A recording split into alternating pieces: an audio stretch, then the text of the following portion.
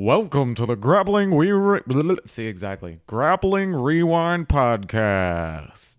Welcome to this episode of the Grappling Rewind Podcast. This week we got a big show. We're going to recap the 2021 adult IBJJF Worlds for the black belt divisions, for the men's divisions, and the women's divisions. We also got some news in here. As always on the show, I'm your host, Maine, my co-host, Zach. No previews. We do have some news, but like nothing else, just the Worlds. I'm running on 5 hours of sleep. I have watched tons and tons and tons of jiu-jitsu this weekend. We commentated jiu-jitsu. Zach, it is a big old week. I am running on energy drink and excitement for jiu-jitsu alone. Come on, chaos and caffeine. Chaos and Let's caffeine. do it. Zach, you just read through the ingredients of my energy drink, and you're like, that can't be healthy. I'm like, it's totally not. No, you got ocean minerals, so that's good. So kicking it off with a little bit of news this week. Everyone retired in the gi. We'll get into that more in the World's discussion. Let's see. Gordon Ryan has been announced for the ADCC Superfight, as well as they approved him to do his division. Yeah, it's the first time that's ever happened, right? Mm-hmm. I think it's the first time he said it was the first time anyone had actually requested it. Yeah. Which is like... Not surprising that Gordon would ask to do that because he's Gordon. But that's still like... It's pretty ballsy. That's pretty ballsy. Like, pretty ballsy. I love his rationale for it, too. He was like, yeah, the Superfight's one fight. Like... It's difficult, but it's not like that hard to win one fight. He goes, the tournament is really hard to win. Like in his eyes, like that's the more prestigious thing. Yeah. And like for a guy that's done so many super fights, like I get it. It's just cool to actually see the organizers for ADCC stick with modern times and go, you know what would be hype? That. And he wants to do it. Now I want to see Galvao get pissed that Gordon is doing it and also jump into plus 99. Oh my God, I didn't think about that. That's what I want. Oh, that would be amazing. Or what if he goes minus 99 and then they can't meet in the actual, so then they both do the absolute? So many good scenarios. So he's going to do plus 99. Does that mean, remind me on ADCC, you make the decision to do absolute while you're there, essentially. He can't do absolute. So they're not allowing him to do absolute. Because if he wins absolute, he can't fight himself. So that's essentially the history. If you do not know, we're going to get into Worlds here in a second here, but ADCC news is always fun because it is super hype and fun to watch. If you win the absolute at ADCC, that is decided like the day of the absolute. So based on how you did the first day and a number of other factors, guys elect, I want to do the absolute. They may or may not get selected for the absolute because the absolute is only 16 people of the 73 men's competitors, something like that. Get selected. You win the absolute. In 2 years, you fight the previous absolute winner. The prize money is bigger. The prize money is essentially... Well, not necessarily the previous absolute winner. The last time's absolute winner gets to fight the super fight champion, which... in the past 5 years has been Andre Galvao over and over again. It should be the absolute winner, or the super fight. It's whoever won the last super fight, yes, which was between the previous editions, absolute, and then whoever is. So Galvao has won the super fight 5 in a row? 4 times. 4 in a row? 4 in a row because he has the 4X hat. Okay. And so Gordon will be the 5th fight that he's had in a row. Galvao has defended that title more than anyone else. Before Galvao, it was like kind of hit or miss if you'd have the previous champion in there and the previous absolute winner in there. Galvao has made it consistent. Yeah. So that's exciting news. But Gordon can't do the absolute because if he wins that, it would be fight himself. You can't fight yourself the following in 2 years. Let's see. What other news do we have? Oh, Alexander Volkanovski, UFC, got his black belt. Zach told me in the pre-show, he goes, I thought he already was a black belt. Charles Oliveira defeated Dustin Poirier via standing rear naked choke. It was super cool.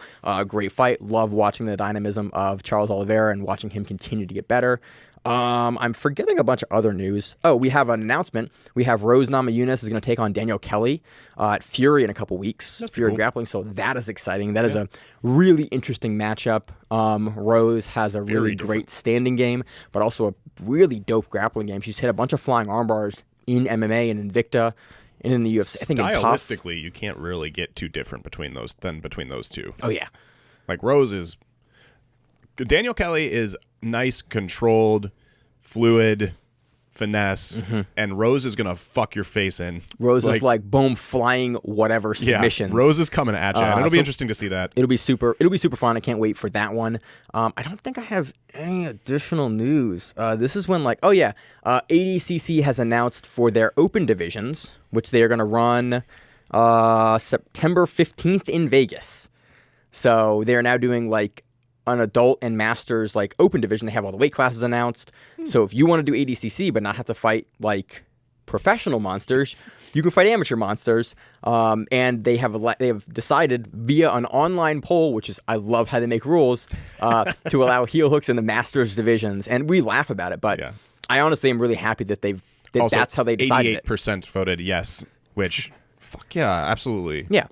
But I love that, like, ADCC was like, hey, what do we do? Do we do it or not? And, like, what do you guys think? And I want the ADCC Open to be a bunch of 50-50 butt stuff like IBJJF Worlds is. We're also submission on the ground happened this weekend. Annie Varela jumping choked Sean Strickland after some weirdness. What a ridiculous thing that was. Please watch the Instagram It was video. Interesting. We're not going to cover it because we have to cover all of the Worlds finals and all the funness that happened at Worlds. Very weird. I don't think I have any other news.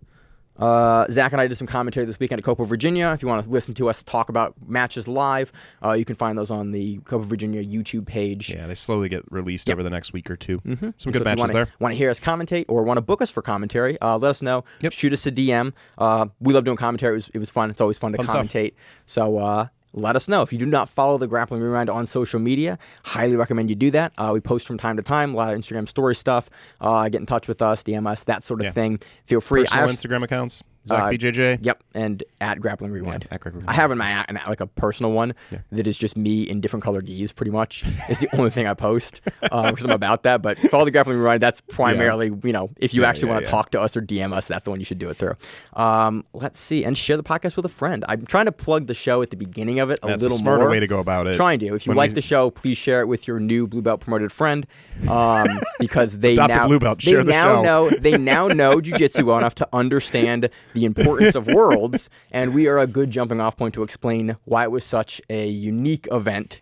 I'm not going to use the word good this year for some reasons, but it was a unique event. Sure was some unique. Very, let's very talk about athletes. it. Where do you want to start, Zach? So let's start with the absolute. Fucking hell. Okay, so 2000. It was funny for three reasons. One, I'm very tired. Two, we historically have always done the absolute last, but the last 4 years, we have not had a men's absolute final that was actually a match. The last 4 years, we have either not had Worlds, 2020. Mm-hmm. This year, we'll get into what happened this year, and then the previous 2 years, it was Buchecha and Leandro Lo closing out and giving it to each other. Mm-hmm. Leandro Lo had a shoulder injury the first year. It was a cool thing. Second year, they swapped it again. I was like, what's cool about that? And then this year, do we want to start? Do we want to lead off with this? I mean, yeah, let's just do it. Now talk about it's gonna go quick. Fantastic athletes and performances we saw. Let's lead off with the bullshit controversy. Yeah. Leandro Lo got DQ'd because he flipped off. Not Leandro Lo. Nicholas Marigali. What'd I say? Leandro Lo. It's been a night. So day. Marigali in his division, which we will talk about next, in Nicholas his ultra Marigali heavyweight division, is amazing and was looking great and was submitting everyone. He had just submitted Cyborg. He then went to face Victor Hugo in his division for the semifinal match. And was winning the match. And then wins the match. Wins the match. He wins the match.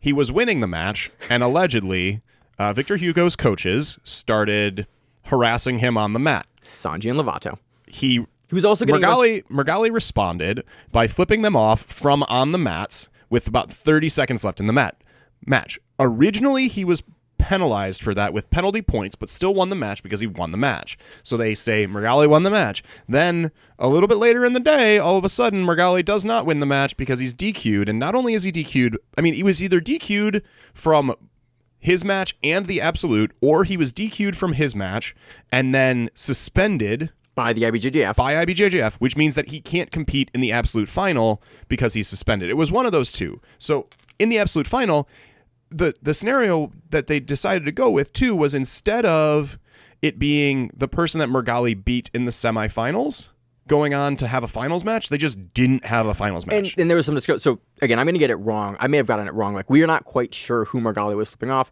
He was getting a lot of shit from the crowd. It may have been the coaches. It may have not been the coaches. Sure. We have heard stories either way. Again, I don't want to disparage Lovato and Sanji if it wasn't them talking all the shit. But Marigali flipped off in their direction. You can see Lovato in the picture that Margali's flipping off in that direction. We don't know if it was Lovato or not. And so he gets DQ'd after the fact, after winning the match, and then looks like he gets... There's a report that he got suspended. And it's like this weird scenario where it's like, there's 2 matches to go, man. Like, he did a bad thing. He got the penalty for it on the mat. But IBJJF has a rule that is... inconsistently enforced. This is the first time I've ever seen at best inconsistently enforced. Like, we watched Cyborg smack Gordon in the face for 9 minutes and 35 seconds before getting DQ'd, and then he was fine. That was an unsportsmanlike conduct call from a couple years ago. He was not suspended for that. Margali flips off the crowd, who are yelling maybe racist, maybe not racist stuff at him. No, it wasn't. The racism thing was clarified with the translation issue. Thing? There was no racism. They're yelling involved. Shit at Margali. Margali's not happy about it. He flips him off. He's then suspended under the unsportsmanlike conduct rules of the IBJJF, so he's disqualified from the match, and then subsequently absolute. Allegedly, Pena refused to fight anyone else that was not Margali, and there's a there's a discussion here where it's like, either he was pushing, he's like, if you don't know, both of those guys met, and there's some controversy. It was BJJ Stars, BJJ Bet, and Margali submitted Pena, and it was very controversial when it happened. And so that basically, did Pena want the match back, or was Pena refusing to fight anyone else? And it's very unclear which one. He might have been vouching for, might have been saying, I want Margali, I'm not fighting anyone else. It's either Margali or no one. Yeah. And that IBJJF was like, I guess it's no one. So Pena goes on to take the absolute final, uncontested, because Margali's out. And then in the Margali's division, in the ultra heavyweight division, where Margali beat Victor Hugo goes on to... This is the match in question where the DQ happened. Yeah. He's DQ'd from that match. So Victor Hugo goes on to fight Max Jimenez in place of Margali. And then has a great... has a great match. This was a really good match. And so it's a good match to talk about after going through the bullshit of Absolute. Yes. Are we done with the bullshit of Absolute? And Margali, that's what happened. It sucks.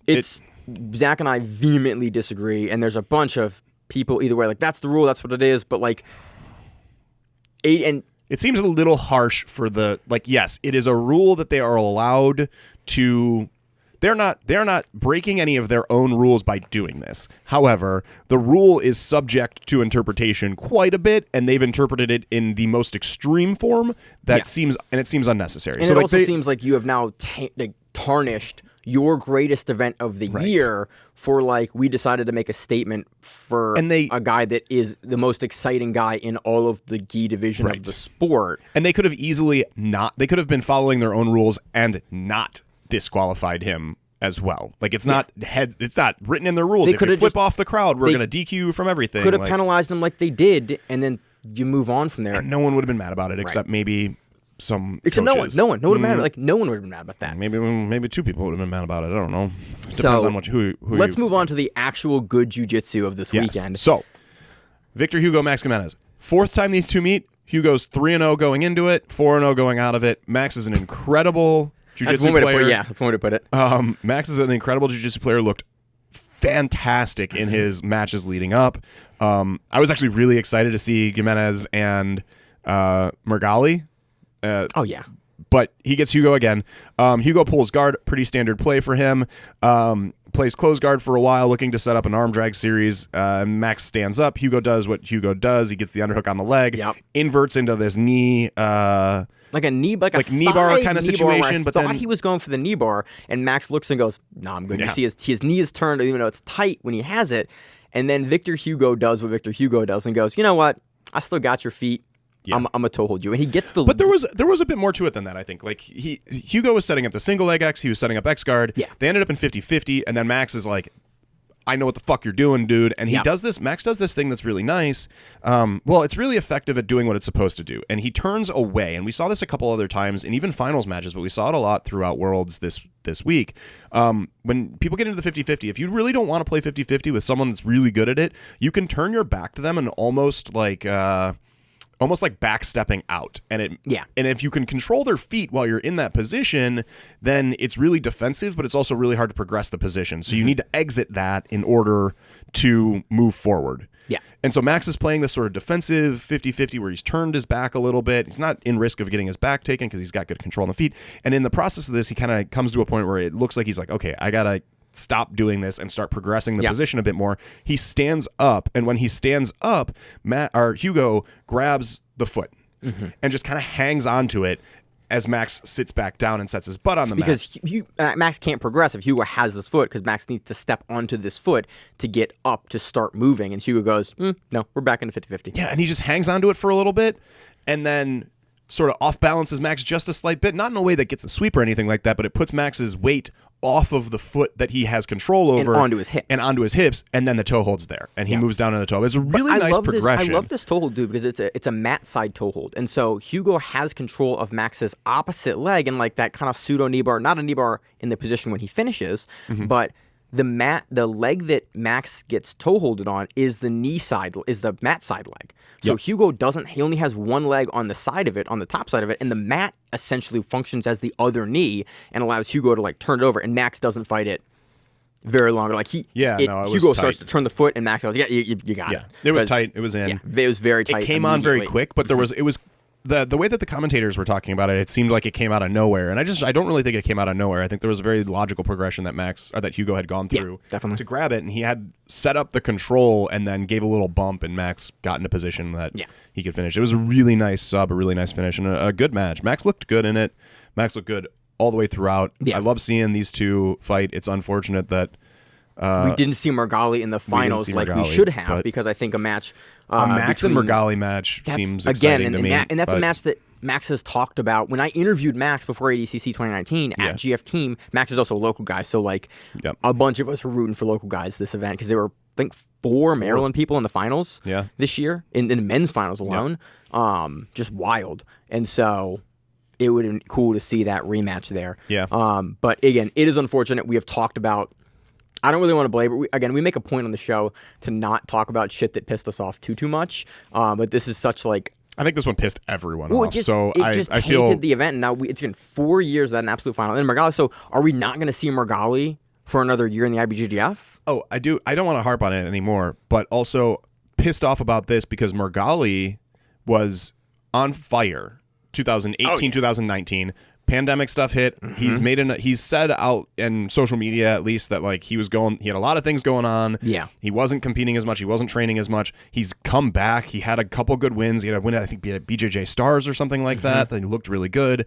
And so I was excited to see Margali back. He looked like old Margali. He subbed Cyborg. He subbed Cyborg with a loop choke, which is cool because I taught that loop choke in my Friday class, and I'm very happy. It was like I taught almost that loop choke, and then if you know, the previous time that Cyborg and Margali met at Third Coast Grappling, pretty much 3 years ago, the inaugural Third Coast Grappling, Margali subbed Cyborg with a loop choke in like a minute slower than he did it at Worlds. It was wild. Nicholas Margali beats Kainan Duarte via split decision earlier in the absolute brackets. So he looked good, and I love Margali. Margali pushes the pace and works for subs, even in these 10-minute long matches. You don't see a lot of guys really playing that game. It was great to see him back out. It was great to see him looking good again. Hopefully he's not suspended for a year. Hopefully we get to see him show up for Worlds and Pans and Euros like he used to, or hopefully, honestly, we see him go, I'm done. Do super fights, get paid. That's what I hope. Again, it is. I hope he can do both. It is massive. You know what? I hope it is super fights. I hope he's like, whatever. You guys know I'm good. I'm doing super fights now. He's already beats the best guys in the world at super fights. I don't like. Who you beat him in a row in a tournament? You know. Yeah, sure. Whatever. You want to move up? We want to move down. We want to start keep going down. I like starting at the heavyweights because, your people, Zach. They're my people. Yeah, I like starting the lightweight because my people. Yeah, well, we can talk about a bunch of 50-50 nonsense for 7 minutes in the middle of the show instead of at the beginning. You're not wrong, Zach. You're not wrong. Let's see. See, it's also harder for me to scroll up in the results than it is for down. All right, so super heavy, we have Eric Muniz versus Felipe Andrew. Eric Muniz is a fairly new... Muniz, sorry. Zach is not the name guy. If you guys know, Zach is not... you know that little blurb we have at the end of the show about the names? That's partially because of Zach. Yeah. So... Eric's fairly new black belt, won Brazilian Nationals in 2021, but outside of that, no huge accomplishments in the jiu-jitsu world. Literally, the last time we saw him at Worlds was purple belt. Yes. And then pandemic happened, and then Brown happened for him, and he was in Brazil. He couldn't do anything. So we have not seen him in Worlds since purple. He comes in as a black belt. Yep. He does have a win over Victor Hugo at BJJ Stars, which is a huge win. Yeah. Right? And so, like, he's not nobody. It's not that completely unknown. No. And he was dominant at purple, but, people don't pay attention to purple crazy deeply. all the time, right? But he has a win over Victor Hugo and win over Santos, beat Pena on the way to finals in this division. So coming in strong, but still, Felipe Andrew has been on a tear for 3-4 years, was right? Weird. I don't really want to belabor that too much. That Pena match was weird. Like, Pena's pants came down at one point. He sweeps in that match, and then because his pants came down, they like never scored it, and they just called it like it was a guard pull for Muniz. And then Pena, like at the end of the match in the last like 30 seconds, just goes, it kind of quits on it. He's like, I'm kind of done with this bullshit. Yeah. Because he's already like not been awarded points, and that whole match was weird. Match. If you want to see a weird refereeing and scoring, as we see every year at IBJJF Worlds, some weird stuff where it's like, I'm curious to see why that was not considered points. Yeah. It was a weird match. But he does make it into the finals, and finals against Felipe Andrew. So I think Eric is still probably not favorited here, despite having a standout. I don't know. I went into this match stylistically and went, this is a very winnable match for both guys. I think Eric Muniz, and again, we were at the gym doing an open mat, and I had it up on Flow on the screen. We were watching it, and I made the comment. I was like, look, Felipe Andrew at any point in time can take this with a sub, but I think Muniz positionally and like offensively pushes it over, and that's really what we saw. Happened, yeah. I mean, he racks up 7 advantages. Muniz racks up 7 advantages throughout the match consistently, so it's tied on points 2-2, but just consistently with the advantage with the attack, submission after back take attempt, after turtle forcing. And stylistically, like what ended up happening here, so I mean, Felipe Andrew has a fantastic guard, but he needs to control the pace. When you see Felipe Andrew really, really shine, it's when he's setting the pace of the match, and Eric was not letting that happen. Eric was doing a really nice job. I mean, he's a mobility passer, clearly, and it was a mobility passing in a way that you don't see it super heavy. Like, he looked like a lightweight. And we're starting to see more and more of that. Like, Victor Hugo's another guy with a really dynamic open guard game. Like, we're starting to see the techniques of the lower weight classes taken over by the athletes at the heavier weight classes. And like guys like Muniz and Felipe Andrew that can, at the heavier weight classes, can play those dynamic games. And you don't see it at this level right now, though. I think that this was with a huge degree of frequency. Like, very few guys can do what Muniz can do at this weight class. Yeah, I think that's true. And so Felipe Andrew was doing a nice job defending the sweeps. I mean, these are the passes with a lot of high hip escapes.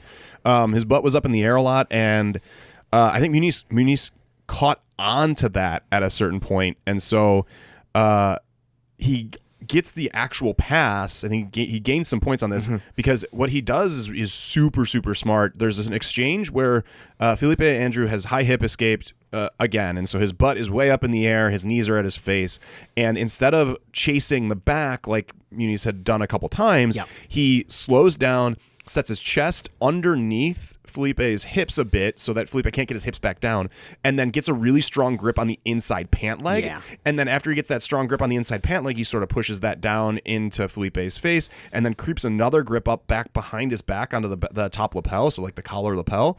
And then in doing that, when he circles around to side, he's got good control, and Felipe can't defend the way that he had been by rolling away. He's forced to sort of try to roll back in, and Muniz is able to secure the pass. Like, you don't see a lot of passes secured at this level, especially by guys that are mobility passers, because mobility passers are often looking to take the back.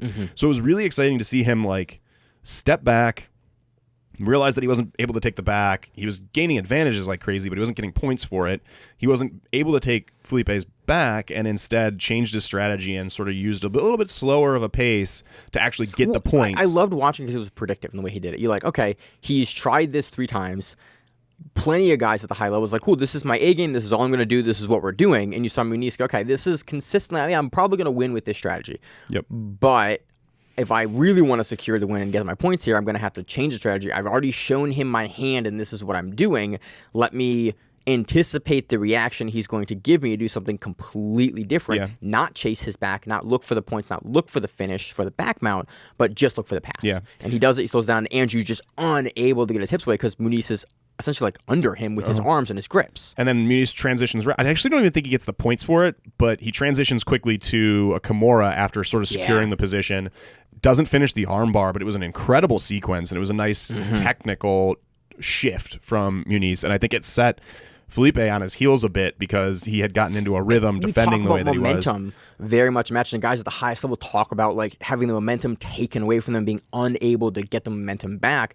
That's really what we saw in this. It was like Muniz was on the offensive, forcing Andrew to defend, and then once he finally took the points into the match and actually started throwing up the submission attempts, multiple arm locks, working towards the back, like Felipe Andrew was never able to really put up his own offense. He gets kind of towards the feet at a little bit of, for a little bit of the time, but he's really unable to ever get out of that deficit of all of the advantages, and then Eric Muniz is able to just continue to push like the pace and the offense he has and just win the match on that. And we end up with a tied score. There was a come-up sweep and another come-up sweep from 50-50 essentially throughout these sequences. There was some 50-50 in this match, but it was not a 50-50 match by any means. No. There was a lot of action. I think it ended up 2-2 or 4-4, but I think it was 2-2 with 7-2 advantages. Okay, yeah. So it was two come-up sweeps from 50-50 exchanges, and then Muniz wins on advantages. So really exciting match, a lot of action. I think Eric Muniz was dominant in performance, despite the points being tied. There was he was clearly driving the action throughout the entire fight. It was a weird even match where I went, this is even. Yeah, he has a bunch of advantages, but like it's also very clearly Eric Muniz's match. Yep. Where it was like at any point in time, I did not expect Felipe Andrew to be able to gain the points and be able to take the match back over. And that is rare. Like usually at the high levels, you expect like, he can take it back, but Muniz put him in a way that I did not expect that, and then it was not the case. So it was a good match. Yeah, very fun match. Next division we have is the heavyweight.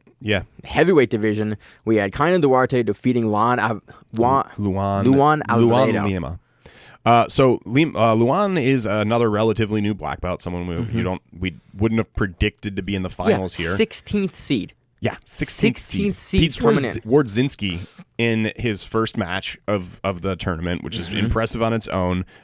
Not much accolades prior to hitting second at Worlds, so good for him. The match, incredible that he got here. The match was a dominant performance by Kaynan. In the opening seconds of the match, Duarte goes, cool, take down mount. And you went... No, not take down mount. I'm going to pull guard and balloon sweep the shit out of him. It was a balloon sweep. It was like, it was immediate. It was immediate. Oh, no, sorry, it wasn't a balloon sweep. It was an extension sweep. So Kaynan pulls guard, puts his foot on Luan's knee, kicks that knee back, pulls the hands forward, just rolls over into mount. Yeah. And then back mount immediately, and then just starts working for the choke. And I went. Well, he did do a nice thing. I mean, everything was nice. There was a very technical match, but he did something that I like to try to encourage people to do. He takes the back. I think he actually has both hooks in at this case, but you don't necessarily need them. You can do it with just one. He has both hooks. After he gets the hooks initially, he never removes the hooks if I recall correctly. So he's working the power half really strong. And the power half is I don't know if you've Zach's never been in a power half is essentially it's when you have back control, you're under one arm, and then you have your other forearm, you have your hands gable grip, and you have your other forearm behind the neck, and it is stupid hard to come up with because you have someone forcing your neck down with all of the weight of their shoulders and torso, and because you have the back, you can get over top of them and essentially push down with muscle and with all of your weight on the back of their neck, and your neck goes, yeah, bro, I'm about holding up the head. I can't hold up half of a body weight on my neck. And so the person's just head dips down. You can't get your arms underneath it to get up out of it. And if you do, you just get rolled over. So it's this horrible position. This is what Gordon called out to Bodoni in trials to do frequently. And Bodoni was on the back, double unders, and then Gordon immediately went power half, and he switched to it and immediately turned over. It's such a powerful position. I've always been kind of confused why people in jiu-jitsu don't use it more often, but it's definitely it's becoming popular again. It's I think that it's been seen as a no-gi thing, and then I think people were hell-bent on getting grips and collar chokes versus establishing it as a point of control. True. That's probably And true. I think we're starting to see people elect, I'm not immediately going for the seatbelt grip because seatbelt historically is what you've needed to get points. You can't score points on the power half. Yeah. But people are realizing, the points will come if I control the body and head. And people we're seeing in the past really 2 years. Yeah. Really, even in no-gi, it's getting more popular. Yeah, we're seeing it used more and more. Trials was the most recent event where I saw this is a frequent technique now that we're seeing. But so he uses the power half for a little bit, and the power half's just brutal to be in. And if you're in it for a little while, which it didn't take that long, but if you're in it for a little while, you start pushing against the power half, like just to keep yourself. It fatigues your neck and it fatigues your body because you're holding all of that weight on your neck and in your shoulders, and it's like it is a lot of weight for your neck to hold. Yeah. But then if you slowly release the power half position, keep a little bit of pressure on the head, and then let them drive themselves back up into it, they will expose their neck quickly. Yeah.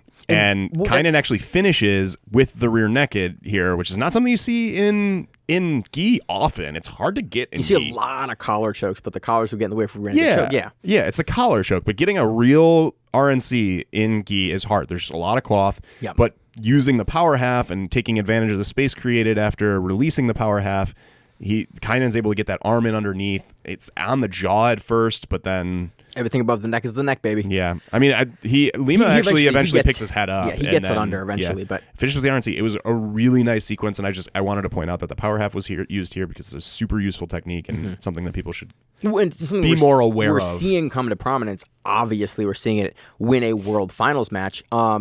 Super curious to see if we see more from Lon. Yeah.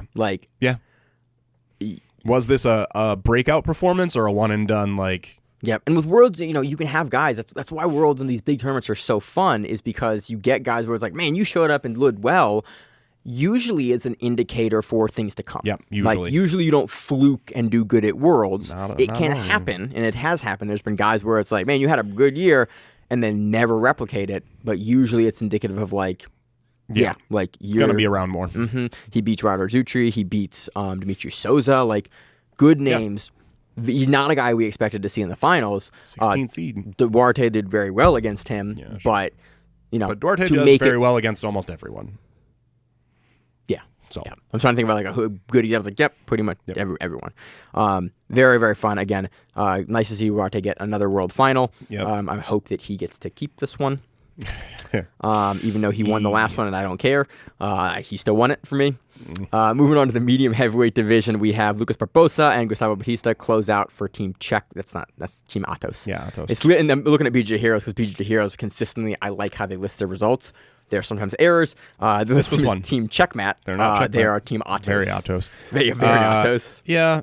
We hate closeouts. Yeah, Zach and I don't think we need to harp on it anymore. No, it's been a year since we've really bitched about it. Okay, so let's bitch. Fuck closeouts. Jesus Christ. Yeah. I was actually hopeful leading into this that... I was kind of joking, but you're like, let's do it. Oh, no. If you give me permission to bitch about closeouts, I will. I was actually super bad for the sport. Excited about this one leading into it because in maybe Euros or Pans or something, we saw Dominic Bell and Gustavo Batista go at it who was going to win that title. And they had a match. And it was exciting. Beautiful. It was beautiful. It was two guys that knew each other's game, just doing jiu-jitsu. I loved it. And I was like, oh, maybe Atos is just doing this thing now. So wait. To Atos props, the Rotolo brothers. They did it. Brothers. Both in brown belt adult. They were in the finals. I was like, are they really going to fight? And they were like, hell yeah, we're going to fight. And that match was baller. Rotolos are Atos guys, just to be clear. Do you want to talk about that match? Right now? Let's talk about it after. Okay, remind me because I want to talk about the match because it's very exciting. It was a very exciting match. But so they did it. But so I was thinking maybe they don't close this out, and instead they did. Atos has historically closed out most of the big teams like GB, Alliance, Atos, Checkmat. In my opinion, I'll say one last thing about closeouts. I hate them. In my opinion, in a tournament like this, there should be one representative per weight class from any given team. If another person wants to enter, they're not the official representative of that team. And if they close out a match, if they are obviously not having a match, or there's something, you treat it as if you would treat anyone else throwing a match. Yeah. It's a fixed match, or it's a real match. There should not be closeouts, and there should be one official person. ADCC does it where it's like you can enter people, but you're going to meet at the second round. Sure. You have to have a match though. Love it. Gordon and Gary talked about Gordon submitting Gary Tonin in the absolute. He goes, that was the hardest thing I've ever had to do.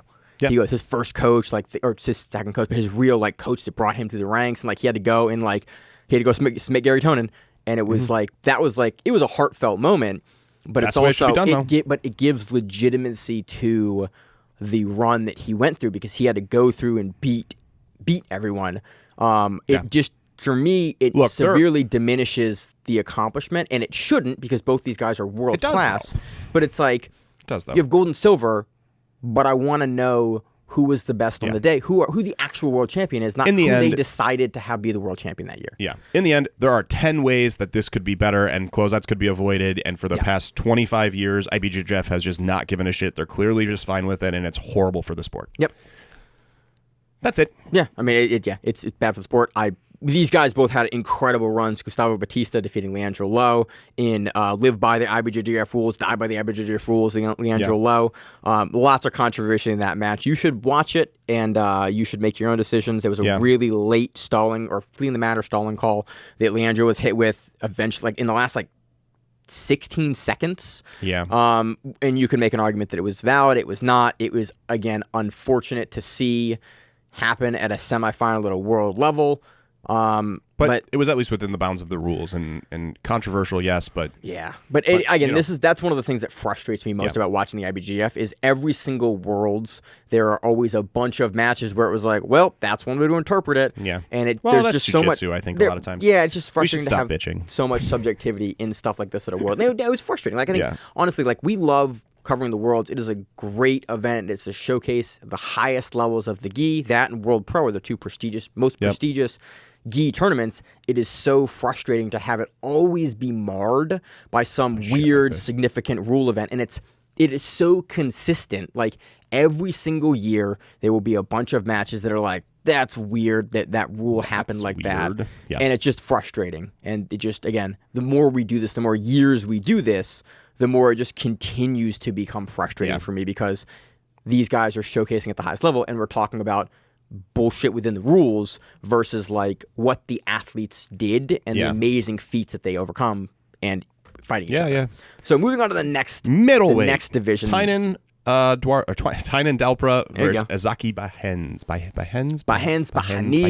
Braz.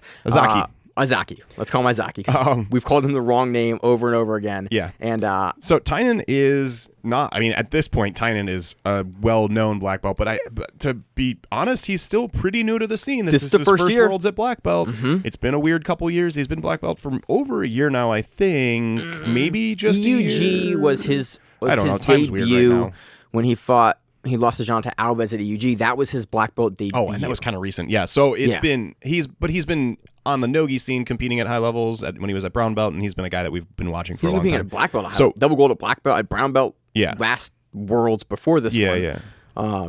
So these two have never met before, though, was my point. Zaki's been he's not an old guy by any means, but he's been around for a little bit now. He's been a black belt for a while. Yeah. Two have never met on this stage.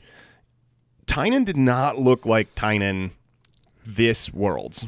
He was playing far more of the early 2010s Mendez Brothers games than I have ever seen him play, even in the gi. He was doing a lot of 50-50 butt stuff, a lot of cautious rules play, whereas normally I'm used to seeing Tynan like get the fuck after it. Tynan's usually playing top. Very nice, smooth passing. I was not seeing a lot of that out of him this entire time. And that's kind of what this match does. Tynan ends up taking it, but it's a 50-50 match with a lot of butt stuff. You think that's somewhat misleading. You did see his semifinals match with Tommy Langacker when he really burned the pace on that one. Langacker almost got his back, trying for the collar choke, wasn't able to get it. And then he pulls that Uno reverse card and goes, oh, I'm going to take your back, and then finishes him with a choke from the back. Like some of the matches, and especially this match, we saw him more of the in quotes here if you can't see it on the video here, like high level, like technical match, which was, I think, a nice way to say a risk adverse game plan that will score you points and allow you to win a technical decision fight with 2 points. Yep. And so it's a lot of seesawing. It ends up tied up, and even on advantages, Tynan ends up running Izaki off the mat with 6 seconds left. Was it only 6 seconds? Yeah, that's what I have written down at least. 6 seconds left. It was very close. So they're tied up. And Tynan gets a body lock. Like he turns, Izaki turns away because in the way that Tynan has body locked him, you really can't circle out. You have to go straight back because you're trying to push the hands off and hip out and turn away. So He goes off the mat. It is seen as defending a takedown out of bounds, or whatever fleeing the mat. They call it fleeing the mat. Whatever they called it, it awards 2 points. It's a push out, but essentially, it's very close to push out. They award Tynan the 2 points. He's up 8-6. He wins the match. Yep. I actually don't have any problem with that. I think that's fine for a finish. I think it encourages the bullshit mat, or discourages bullshit mat play. I thought it was interesting because it's one of those things where you can absolutely interpret this either way, because could Isaac have potentially defended this takedown in a different way? Yes. Is the way he defended it perfectly reasonable that happened to end up off the mat? Yes. Yeah. It's one of those weird subjective calls. But, I mean, if you're in a fucking pride in the ring and you jump out of the ring. No, I understand. Right? Like, I understand, but I think that it is weird to see this level of subjectivity still present at a world final level in a black belt match, because Isaac didn't necessarily, he didn't do it specifically to flee the mat. He defended a takedown in a direction, and I understand the rules call, and I don't disagree with the rules call. Yeah. It just frustrates me to have that level of subjectivity, because I can see that absolutely as just they happened to go off the mat. Tynan did not have him down. He was pushing him in a direction with a body lock, and it was ruled as the 2 points for Tynan. Yeah. It is just frustrating for me. I think it's a rules improvement. I think it could be better, but it's a rules improvement. I'm fine with this match ending the way that it did. I think Tynan absolutely deserves a world title. Absolutely. I think we're going to see him have many, many world titles. The dude's an incredible jiu-jitsu player. Had a real fun match with Rolando Jr., outscoring him 8-4 in a quarterfinal match. Yeah, quarterfinal match. This division was very fun. There were good matches all the way through, quarterfinals up. It was cool. If you want to see more from Daupra, go watch the Ronaldo Jr. match. Those guys were teammates until about a year and a half ago, because Atos is Rolando Jr. and AOJ is Tynan Daupra. So cool to see those guys have a match, because now the teams are separated. Yep. This is the first year that Atos has had a separate team than AOJ. So at moving on, lightweight, we have Canuto versus Matheus Gabriel. And your favorite thing, another closeout. Closeout for Checkmat. I've already had my years bitching about closeouts. Yep. We can move on. I will say it is cool to see Renato Canuto get a title, even if it is unfortunate that it occurred this way. Matheus Gabriel has a previous world title. Canuto's been a guy that consistently pushes the pace in action. I like action fighters being awarded world titles. It just sort of validates that you can play an exciting game and get there. Yep. And he beats Levi Jones-Leary in his quarterfinal match with a really nice pass that impressed me greatly. And so, again, I really like to see that Renato Canuto, who's historically been like a no-gi guy recently, has really, not recently, he's been placing in the gi. He's very, very good in the gi, but he's always been a guy that's close but never there. It is cool to see him, unfortunately, close out, but still able to get the world title. Sure, yeah. Good for him. Mm-hmm. Moving on to the moving on to the featherweight finals, we have a submission in the finals. Jamil Hill-Taylor versus Fabricio Andrey. They've met once before. Fabricio won that particular match. This one starts off. Andrey pulls guard with one butterfly hook and heel in, or the blade of the foot in Jamil Hill-Taylor's hip. Yeah. And so it's important that we end up in that position, because it sets everything up. It was a really beautiful sequence. Andrey pulls high on the sleeve grips and gets Jamil Hill sort of on his weight, and then elevates a bit. And Jamil does a nice thing, like a perfectly reasonable and common counter by dropping his hips back and standing on his feet. So he's on his knees, he gets elevated a bit, he drops his butt down, and then steps his feet flat on the mat. Which is a great response and good response to what is occurring. Yep. This is one of those cases where Jamil Hill-Taylor did not really do anything technically wrong, but what it does, it allows Fabricio the space to remove that butterfly hook while maintaining the sleeve grips, and then pulls that foot out, swings it up over top, secures a triangle, and then finishes with the triangle. It was a beautiful give and take sequence. These are the kinds of things that you try to teach people that, I'm going to look for this response, even though this is a good response from my opponent. I'm going to be looking for this response because I have a counter to their counter, and it's going to do a thing. And it was just a nice situation where clean technique, countered with clean technique, countered again with clean technique. You can watch it, and you can see exactly what's happening. You're Yes. like, oh, he elevates him like this. Shane responds like this, and then he is countered like this. Yep. And it's like straight on. There's no like rolling over. It's just like it's a straight on triangle, and it's just beautiful. And I was like, oh, that's really tight. And he's under, and to Fabricio's credit, he gets under the leg too. Yes. So he prevents Shane from shucking him off and getting around the triangle because he also hooks under the leg when he does it, but he never cuts that big like sideways angle. He finishes like a straight on triangle, which is kind of the way you're not taught to do it. Usually not taught, but it is Absolutely fabulous way to do it. An effective way to do it, especially if you have that leg grip. Yeah. And because Shane's sitting over his own weight, he can never get back to actually get his head out because he has the leg trapped on his own foot. Yep. And so because he's not squatting on it and he's not on his own butt, he can't go down and push out of it. He's stuck essentially in that based up position trying to defend the triangle. And it's just it was such a beautiful sequence. Again, sucks. I've trained with Shane before. I've taken a seminar with him and he beat my ass. So it was cool. That was the year he won the world title in 2018. But it was cool to see, and again, Shane in the finals, again, a local guy in the finals. Cool. He just did a seminar at our gym, like, I want to say 2 months ago. Yeah, something like that I wasn't able to go to, but yeah. So, Fabricio Andrey wins via triangle in the finals, which is, again, seeing submissions in the finals is always just a treat because it is not super common. Saying that, let's move on to the light featherweight final. We had another local guy, Shane's teammate, Malachi Edmond, who I've competed against. Mm-hmm. He also beat that ass at the time, then got black belt like 6 months later, and I was like, cool. That makes sense. That was fun.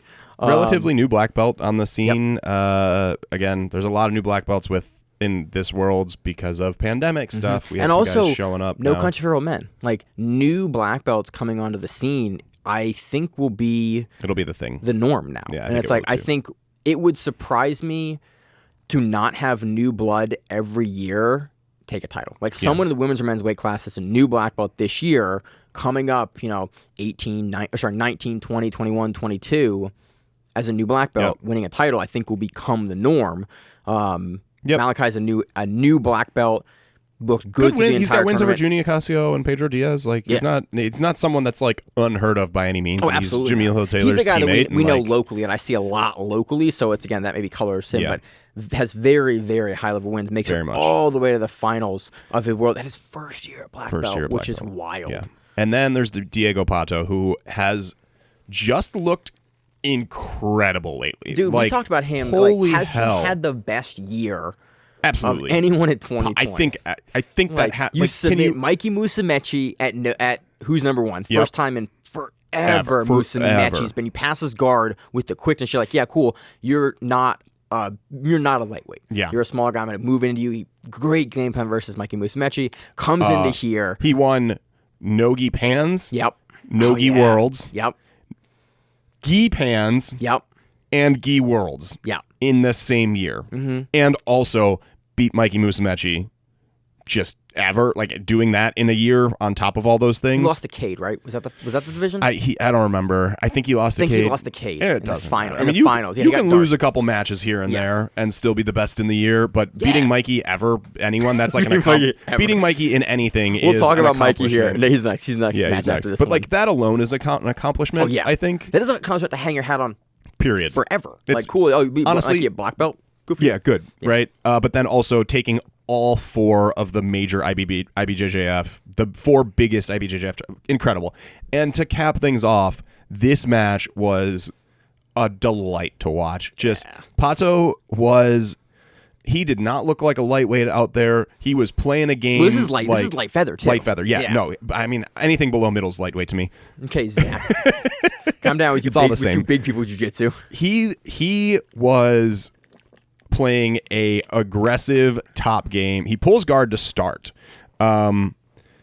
He's playing a modified squid guard kind of thing. I actually saw it a couple times here. It was the lapel, like the foot on the outside of the knee, leg outside of the knee, so like almost like a De La Hiva, but instead of the De La Hiva hook being underneath, the foot's just on the hip, but then you take the lapel and wrap it around the whole situation, so like both leg I hate that this is the match that goes, I have to learn the lapel stuff to be able to talk about it. But I don't know. I tried to look, I mean, I'm not also a lapel guy. Also because these are my people, and it's just like, okay, this is the division that I have to go in, like, all right, let me learn what's happening at the highest levels of that division. Yeah. This is the match that goes, all right, it's time to learn now.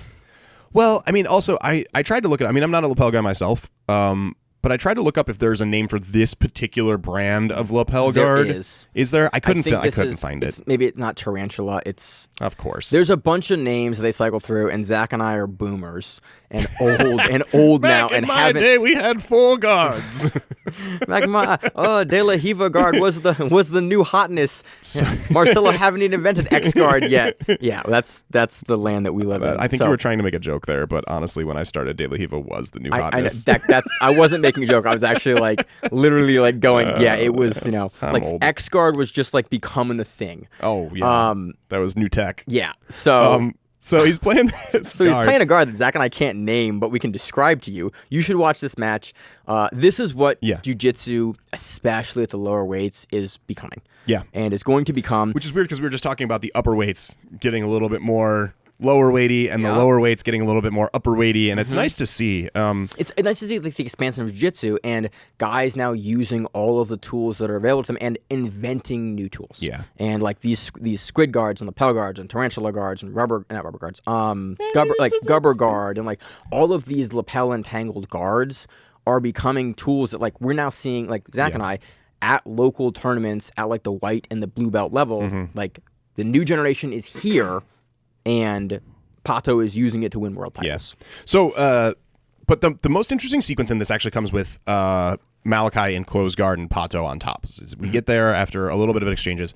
And Patto's doing this very slow, progressive guard passing motion. And starts all the way from a completely closed guard. Patto ends up moving into that low squat position. And he takes about a minute and a half to get his knee in while playing safe, controlling the hips. And he gets the knee in, forces Malachi to open his guard.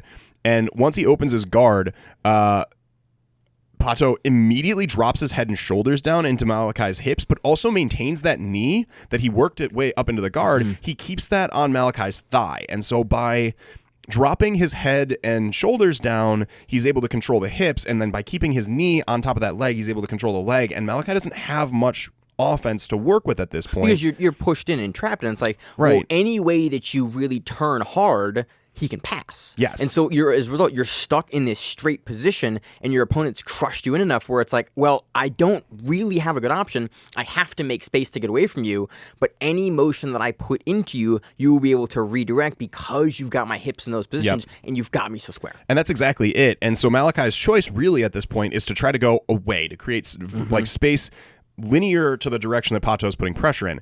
And Patto does a nice thing to stop that by creeping his outside grip, so the grip on the opposite side that he has the knee controlling the leg. So he doesn't really need that grip to control the hips anymore because he's got this good shoulder and head pressure. He creeps that up underneath Malachi's back and grabs the top of the lapel so that Malachi can't scoot away from him. And so that's really the one thing that Malachi can do here that's going to help get him away. It's going to allow your legs to get back into play because you make enough space. You can bend your knees. You can flare your knees back into the guard and retain some sort of guard there by getting your legs in front. Yep. And then Patto says no to that and reaches up, grabs the back of the lapel. And then actually, once he gets that lapel grip, he's able to move his chest up because now he's preventing that. So he creeps up to that. And then he's sort of actually working not really a floating pass, but sort of this sort of high pressure pass where I would almost term this a floating pass. It's close. It's a little floaty. Yeah, it does get a bit floaty because he gets on top of Malachi's knees, but instead of actually riding the pass over, he just sort of settles on it and then slides through. So it sets up like a floating pass, really. And he ends up moving into mount off of the pass, and it was just some the leg weave. Into the mount. Leg weave into mount. There was actually a bit of an exchange there where there's maybe some half guard almost for a split second. But it all comes off of this slow grind up that started all the way from closed guard and then ended up in the mount, which is just you don't see at this level. I love this sequence though because it's another teachable sequence where you can see exactly it's there's no invisible jiu-jitsu. It's oh no, he gets him here, very visible. He turns this, and you can it's something that you can emulate and take away from, which is I really like these matches because that's the thing that interests me for a lot of what we do here is breaking down exactly what's happening, and this makes it really easy to go back and look at and watch and go, oh, that is something that I might be able to emulate, but I can at least understand what I'm seeing even if I can't emulate it, and that's nice. And then Patto does another super cool technique thing here. He's in the mount. Malachi starts turning, almost giving up his back, and Patto lets him turn, but doesn't take his back all the way. What he does instead is he drops his head and shoulders down behind Malachi's back. He creeps his arm up around, underneath, almost like underneath the arm, around the neck, and then waits and keeps the pressure on and lets Malachi realize where he's at. Malachi rolls back in an attempt to try to get out of that bad situation and ends up locking himself into the head and arm triangle, or head and arm choke. Patto scoots off to the side and finishes the choke. And it was beautiful way to set. I mean, we've seen other people set this up even at very high levels. It seems like this head and arm from this particular scenario is a smart way to go about things. The setup is a great way to do it because you force either the guy has to give you his back with the underhook or he turns in and gives you the choke on the front, which is like, well, I can better defend that because at least he's face to face with me, and head and arms are hard to finish. So it's like the lesser of two evils, and then guys are getting good at making that decision and then ending up in the head and arm. Yeah. Just a fantastic performance by Patto. Nice showing from Malachi all the way through. Absolutely. And first year black belt, like it's awesome to see guys, again, first year black belts getting medals at Worlds is something we're going to see more and more and more of. And we expect to see more of Malachi for sure. Moving on to the Rooster Weight division, we have the rematch that we were all waiting for. Again, surprised Mikey went back down to Rooster Weight. He had talked about previously not doing that again because it was didn't go so into hard. heavyweight. Thank God this time. Didn't go into open weight again. Thank you, Mikey. Stop doing that. Again, Mikey gets a Botinha in his semifinal match. Bruno takes a close match over Barbosa, 2-2 with 2 advantages. They meet in the finals, and Mikey shows like up. And Bruno, 10-time world champion, just to be clear. At the weight class, by the way. So not like a weight in absolute. No, Bruno is the most winningest Rooster Weight ever. In 13 years, took 10 titles, only lost 2 or 3 of them to Caio ever. Mikey and him had a rivalry back a couple years ago. Mikey was at light feather, took 2 titles at light feather, dropped down, and he was like, I'm going to take the Rooster Weight title, too. Well, they trained together for quite a while, too. And so, like, that's why, that was one of the reasons Mikey said that he wasn't at Rooster, because Bruno was there, and he didn't want to be button heads with Bruno, and then he left that team, dropped to Rooster. There was some, like, not bad blood, but a little, like, pseudo-controversy there about him dropping, and then people were like, well, fuck it, do it, drop it, so now you're gonna lose. And then he didn't lose, and that's the start of all this. But then that was 2017. No, that was 2 years. That was 19. That was 19. That was 19. Because 17 was his first world title, then 18 was his second world title. He was 17, 18, and then 19 was the one, and then we had no 2020 world title. So Bruno goes, and Bruno plays the Bolo game with Mikey, and Mikey goes, cool, okay, and sweeps, then gets to the back and gets his points. And I went, oh, this is wild. And Bruno, to his credit, like the way that he defended the body lock with the back take was amazing. He gets his shoulders, he stays like. The level of calmness that Malfacine had in this match was surprising. Yeah, I mean, it took him like 4 minutes to escape the back control. Like, we had a situation where Mikey gets the points, then locks in a body triangle. He's on the body triangle for a while. Bruno works out of the body triangle by sort of resetting his base without worrying about the body triangle too much, and then sort of pulling Mikey around to the front while Mikey maintained the body triangle. And he did a great thing where it was slow and progressive. It looked like Mikey was setting up a twister. He wasn't. He was looking for the control to pull Bruno back over. But Bruno did a great thing and got his arm underneath the underhook side of Mikey. So Mikey's in this weird position where it's like Bruno's underhook is blocking Mikey from taking the back again, and Bruno's almost sitting in the guard of Mikey in the body lock, but still technically with the back exposed, although he has the underhook on the top side to prevent the back take. So Mikey either has to go, all right, I guess I'm in guard on the bottom, which again is going to be non-scoring, but it is away from the back, which is where you want to be. And so they got locked into this weird, like, Bruno has the underhook battle, but Mikey's hips are still on the back. And it was a unique position we don't see very often. It's like the side body triangle kind of situation and they were there for a while, and Bruno just was like, nah, I'm not letting you do this. Nope. We're going back, and then ended up back in the top guard.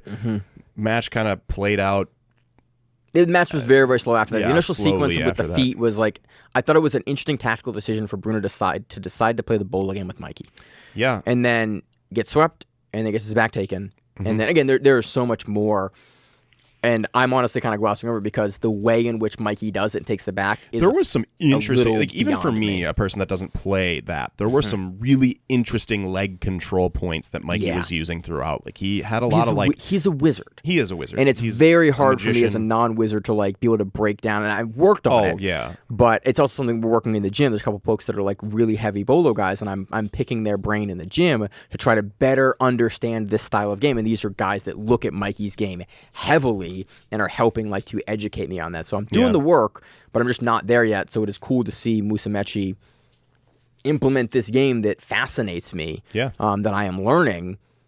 It was impressive. Mikey takes their second fight as well. So 6-0, uncontested. Uncontested 6-0. Points. Wins a 4th world title. Yep. Crazy. Mikey's good. I don't know if he's going to go to featherweight again, or sorry, light feather, or what Musumeci does will not surprise me. This is his first one with Patto. He's now under Patto. Yeah. That was an interesting move, but he changes teams every year or two. Every 2 years or so, 2-3 years. I think he was with Kyle the longest, but Mikey historically bounces teams. Tammy's in one of the finals too. His sister. Yeah, his sister but she's also with a under different Patto. team. I thought she was Patto as well. Maybe she was Patto as well. I think they both moved to Patto. Oh, okay. They usually move together, so. So that does it for the men's divisions, all the controversy, all the fun. Again, great techniques overall. Yeah. Some really, really exciting matches. If you had to only watch one, my choice would be going back and watch Patto's match. That was incredible. Yeah, it was cool. Moving on to the women's matches. Where do you want to start with this one? Start at the top. Start at the top. So the heavyweights. Pasana. Let's start. I'm going to scroll all the way, Zach. Finals match for the open weight final first?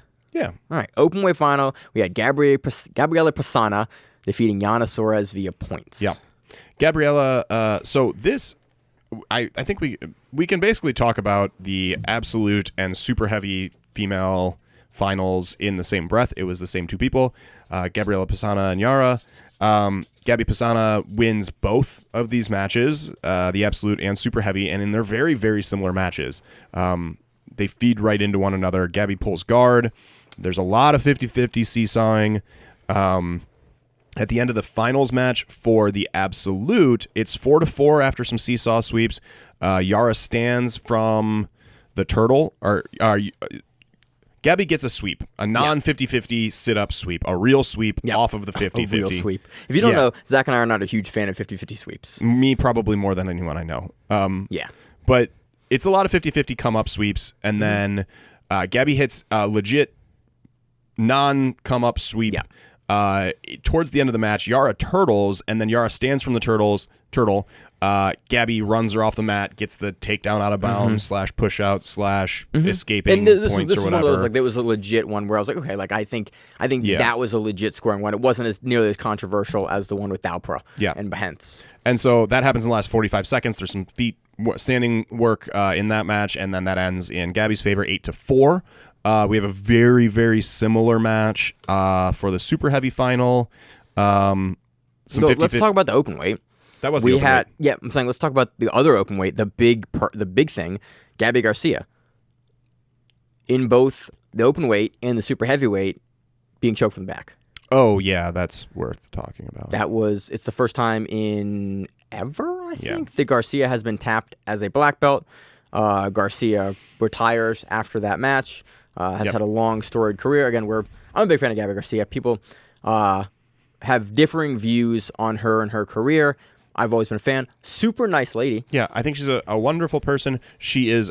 I think the controversy is just that she has been so much bigger than all of the competitors that she has been against. And she can't really, they don't make a lot of women that are 6'4". Yeah, it's not like, and that's not to her fault. Right? No. She's just fucking bigger than people. Yep. I mean, where else is she going to compete? And so people complain that maybe it's a little unfair. Maybe she's not as technical as they want her to be, which I think is kind of bullshit. She's very good. Yes. But people she knows say how to leverage that she knows how to leverage that very well. Right. But it was interesting in this one that she gets finished via choke.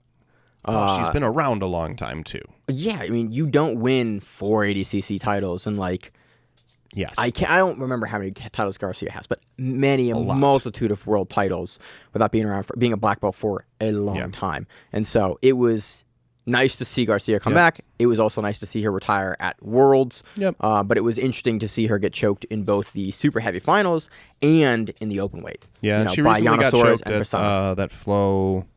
She didn't get finished, though. I thought she got... Oh, no, but she got her back. Amanda Levy took her and almost finished her in that match. That was it. But and people have figured out again over the years. Takes a long. It's hard to stay the queen in this play. People have a lot of matches. They know what her game's going to be, and they have sort of figured that out and made adjustments to get it done. Yeah, Also, your next generation comes on, and it's cool to see the next generation come and take the hype of the previous generation and move forward with it. So. But like her or not, she has a storied career and is a staple in the community. And she will be missed. Staple in the sport. Yeah, will absolutely be missed. So. Let's move. Oh, she's going to defend at ADCC, though. Yeah, she's still going to do ADCC. Which I'm down for, which I'm happy about. Yeah, absolutely. I like seeing Garcia and Nogi. Moving on to the super heavyweight finals, we have Pasana and Suarez again. Yana similar match to the absolute final. You can talk about them in the same breath. A lot of 50-50, a lot of come-up sweeps. Gabby stabilizes on the hips at one point and starts to pass. She stabilizes on top at one point, starts to pass, sits her butt down hard. Yara turns to turtle, land up in front headlock, and then that's just standing after that point. So it was a lot of 50-50, one come up sweep. Gabby kind of stabilized on top a little bit in a way where it wasn't back to 50-50, so there wasn't another seesaw sweep. And then back to the feet. This was close. I thought Pasana. I called her the wrong name for 2 years, and someone DM'd me a little bit ago. I was like, stop. That's not her name, by the way. And I was like, oh my God, I'm doing it for wrong. Pasana comes up just long enough to get the sweep. Yeah. And it was one of those, it's on the line. They gave it to her. Again, no problem with it, but it was, if you're going to look at this is just barely enough to count it and to get stabilized, this is where it does it. And it's really, again, where at the black belt review play to those very, very small margins. And it was interesting to see, she knows she had to do just enough there to get the points to tech up to stand on it to get her points. And it was interesting to see that level of understanding of exactly what she needed to do. Yeah, I agree. So moving on to the heavyweight final, we have Melissa Couto defeating Isildur Cristina via choke from the back. And I wish I had another camera angle on this, because we struggled to find I just didn't know what the name was. I thought it was pretty. I mean, you can't see the choke, but the way that she has her arms positioned for this finish, I thought it was very clear what choke she was going for. I don't think there was too many options that she could have been in there. This match overall was really good though. Melissa pulls guard off the bat.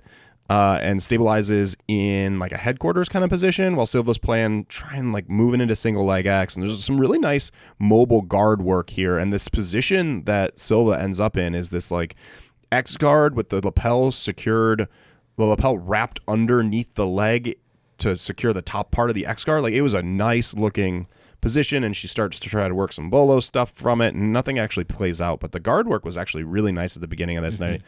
I actually thought Silva was sort of taking the momentum through this really nice guard work. But Melissa, they end up both back up, and then Melissa pulls guard again, and then it's a very sort of a different situation once she pulls guard a second time. Silva's high pressure passing from half guard, and then it looks like things are going in Silva's favor. At this point, this high pressure passing, and then for a split second, she readjusts, and when she readjusts, she releases the crossface pressure. And in these high pressure passing situations, if you lose that crossface pressure, everything's over. It's the most important part. If you don't have that crossface pressure and they have control of their neck, they can start putting up immediate offense because their body is free. They're free to do that now, whereas previously when they had that, you have to address the crossface. You're so much more limited in what you're able to do. Well, you can't turn away from the direction that your face is looking, and it limits your mobility so much that you rely on that for the high pressure passing. Silva releases that for just a split second. It is very fast, and I think on anyone lesser, it would have been okay. The adjustment would have been fine. But Melissa notices the crossface pressure released and then immediately takes advantage of it and just kind of rolls. Yeah. Because you're so off balance in that high pressure position, you're taking advantage of the fact that they can't roll the other direction. And then when you allow them to roll the other direction, your weight is just way off on one side, and it makes it really easy to hit the sweep. Melissa hits the sweep nicely, so wonderfully timed. A small mistake from Silva results in this incredibly timed roll that's what leads to a sweep at the world final level. Is like these little changes in pressure and adjustment can lead to big sequences like this. Yep. And then Silva overcommits to an elevator sweep a bit, attempts to move to deep half. Melissa is lands in this floating pass position, both hands on the mat, maneuvers her legs really nicely, gets the 3 for the pass. And then Silva gives up her back on trying to escape. We end up in this is the part that we were debating. Yeah. Is it the name of the choke? I think I've always just called it a collar choke. But it's like day one, I'm going to pull one lapel down. Zipper choke. Zipper choke, I didn't think she did a zipper choke, but that's what, when you pull the lapel down on the same side, it tightens the choke in the one-handed turn. But I didn't think that she had the same side lapel to tighten it up. I think she did. Okay, then a zipper choke is the name. Yeah, that's the name of the choke. There's also another name of the choke, but I've always referred to it as a zipper choke. Zipper it feels like you're zipping your hand up on the choke. This is always referred to in the results as collar choke from the back. Bow and arrows can be this. This choke can be that. Modified loop chokes can be this. Yeah. Anything where you have one collar with one hand and you're choking behind the shoulder with it is a collar choke from the back. Yeah. That's what this is. Then there's a couple different names for it, but zipper choke is the most common one for this particular finish. Face down collar choke, just pressures in, doesn't bother getting the hooks because she's got the submission in so tight. She doesn't bother getting the hooks. She just lays the pressure down, keeps Silva flat, and then finishes the choke on top. Yeah. Really, really good match. Yeah. And great sequence again. I love seeing finishes in the finals because there was a couple years there it was pretty rare. So it's awesome to see. And again, it comes from small little your opponent forcing you to make small mistakes and do things and then capitalizing on that at the world level. Those margins are so small. So that was the heavyweight final. Moving on to the medium heavyweight final, we had Ana Carolina Baby Vieira defeating Elizabeth Clay via decision. This is a rematch. I think they've met two times. Ana won both by points. Yeah. This kind of looked similar. Ana Carolina was in the driver's seat for the majority of this match. Again, this one goes to decision, not a points win. Yeah, it goes to decision. Ana does so Elizabeth Clay has an incredible bottom game. She's very well known for it. But I think in the past couple months, maybe people have kind of caught on, and we've seen this a little bit, especially in the gi. It's gotten difficult for her to execute her game because a lot of her game involves getting a grip on the knee and inverting to start the sequence. It's her initiation of everything that she does. Very similar to the Taza does an entirely different sequence here, but Oliver Taza operates with very similar game plan. He gets underneath similar to Victor Hugo. He does this a lot. Yes.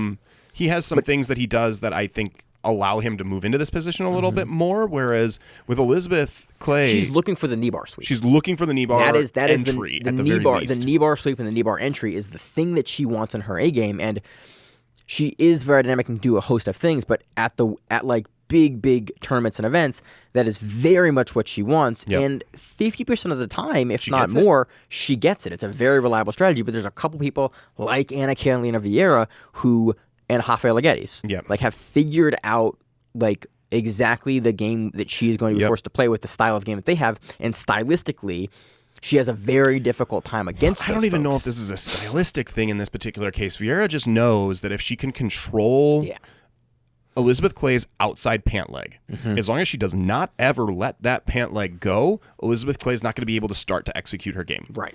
And so what we saw here was Ana Carolina Vieira grabbing that bottom pant leg, doing an incredible job controlling it, but never really executing her own game because it felt like she was so concerned about maintaining that pant grip and not letting Elizabeth Clay engage her offense. That's the thing. When we see people open up against Clay and cool, I've controlled you here for half the match.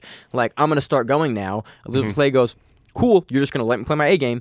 And the people that have consistently beaten Clay have been very, very diligent in never letting Clay get to her game. Because that's, again, Clay needs one opening to get to her game. When she's in the game, it's hard very, very hard, and very few women in the world can get out of that game. And so Ana Carolina Vieira and Rafaela Guedes are the ones that go, okay, you don't get to go. Yeah. And this goes back to what you never get a turn. Something we talk about frequently is the gripping battles. It's the person that comes into their preferred gripping sequences first, wins the match a lot of times, and this is a very, very good example where Malachi Edmond went, I can shut you down with this grip. I'm going to have this grip. I'm not going to put up a ton of offense myself. Or any. I'm going to stay diligent with this grip and stay like pressured into you, and we're both going to work from here a little bit, but I'm never going to allow either of us to open up, and I've been on top, and I've been shutting your game down with what I'm doing.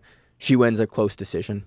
Yeah, it's a referee's decision, 0-0 on points, 0-0 on ads. It was basically Carolina Vera was able to shut down Elizabeth Clay's game long enough to pull out the win. I was really interested in like the technique of how she did that, because again, it's a smart play. It has been is very smart, and very it's been something we've jiu-jitsu. seen an inconsistent level of folks be able to do with Clay's game. Almost nobody can. 2 people can do it. Yeah.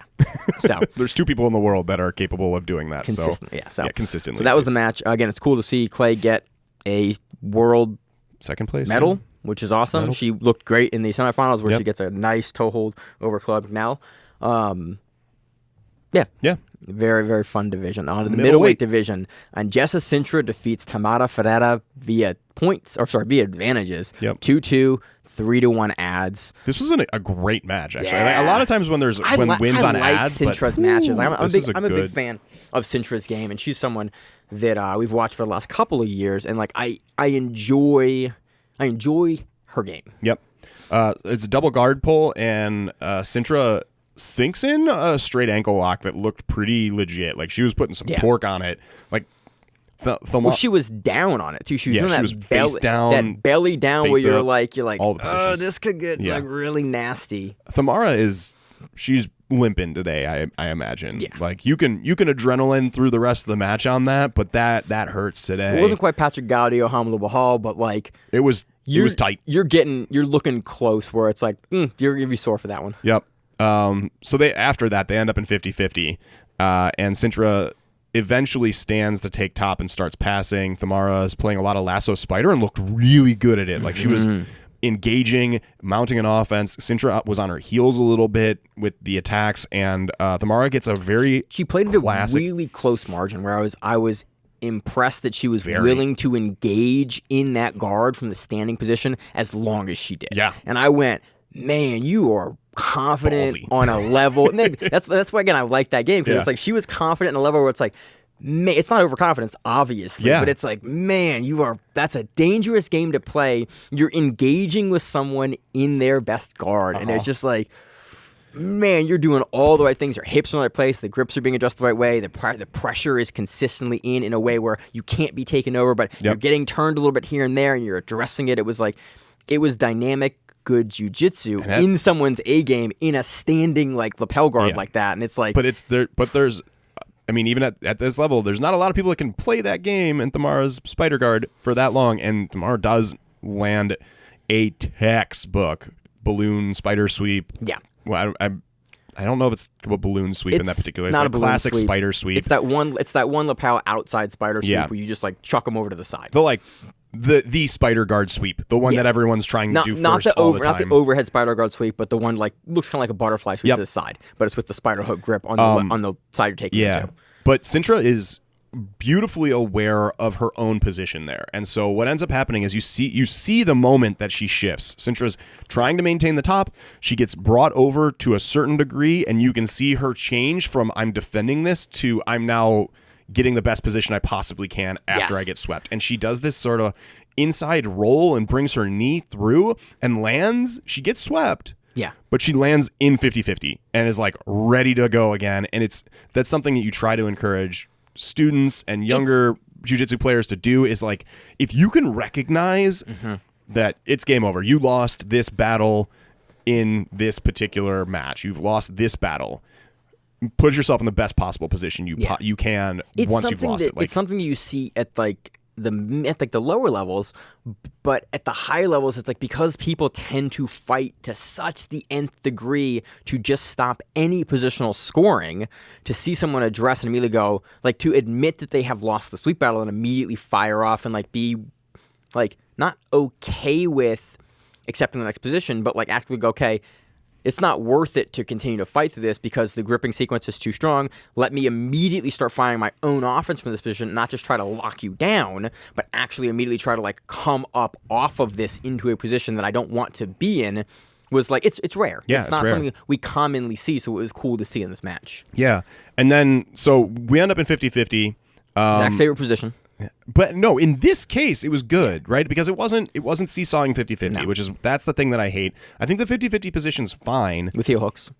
Oh, if the heel hooks were in play, then I would never bitch about it. But what happens here is there's some 50-50 play, but it's actually, in my opinion, this is nicely technical 50-50 play, not like trying to bounce back and forth. It's 50-50 play where both people are actively looking to progress and do something with 50-50, as opposed to I am okay with this stalemate and I will take what is given to me and I will try to seesaw you to score my points, which is usually best practice in most 50-50 scenarios. Yeah. Again, for good 50-50 and bad 50-50, it takes both people. Yeah. But actually, for bad 50-50, it takes one person. Right. But for good, it takes both people. And if both were willing to engage and play off of, like, using it as a position, not just a teeter-totter sweep game. And so what ends up happening here is Thamara stands to start trying to pass, and Sintra is able to check down into an X guard from it. Mm-hmm. And then Thamara drops her weight back down again once she's moved into X guard. Which is what you should be doing to address that far side hook. Yeah, it makes sense. And then Sintra does this thing, which is...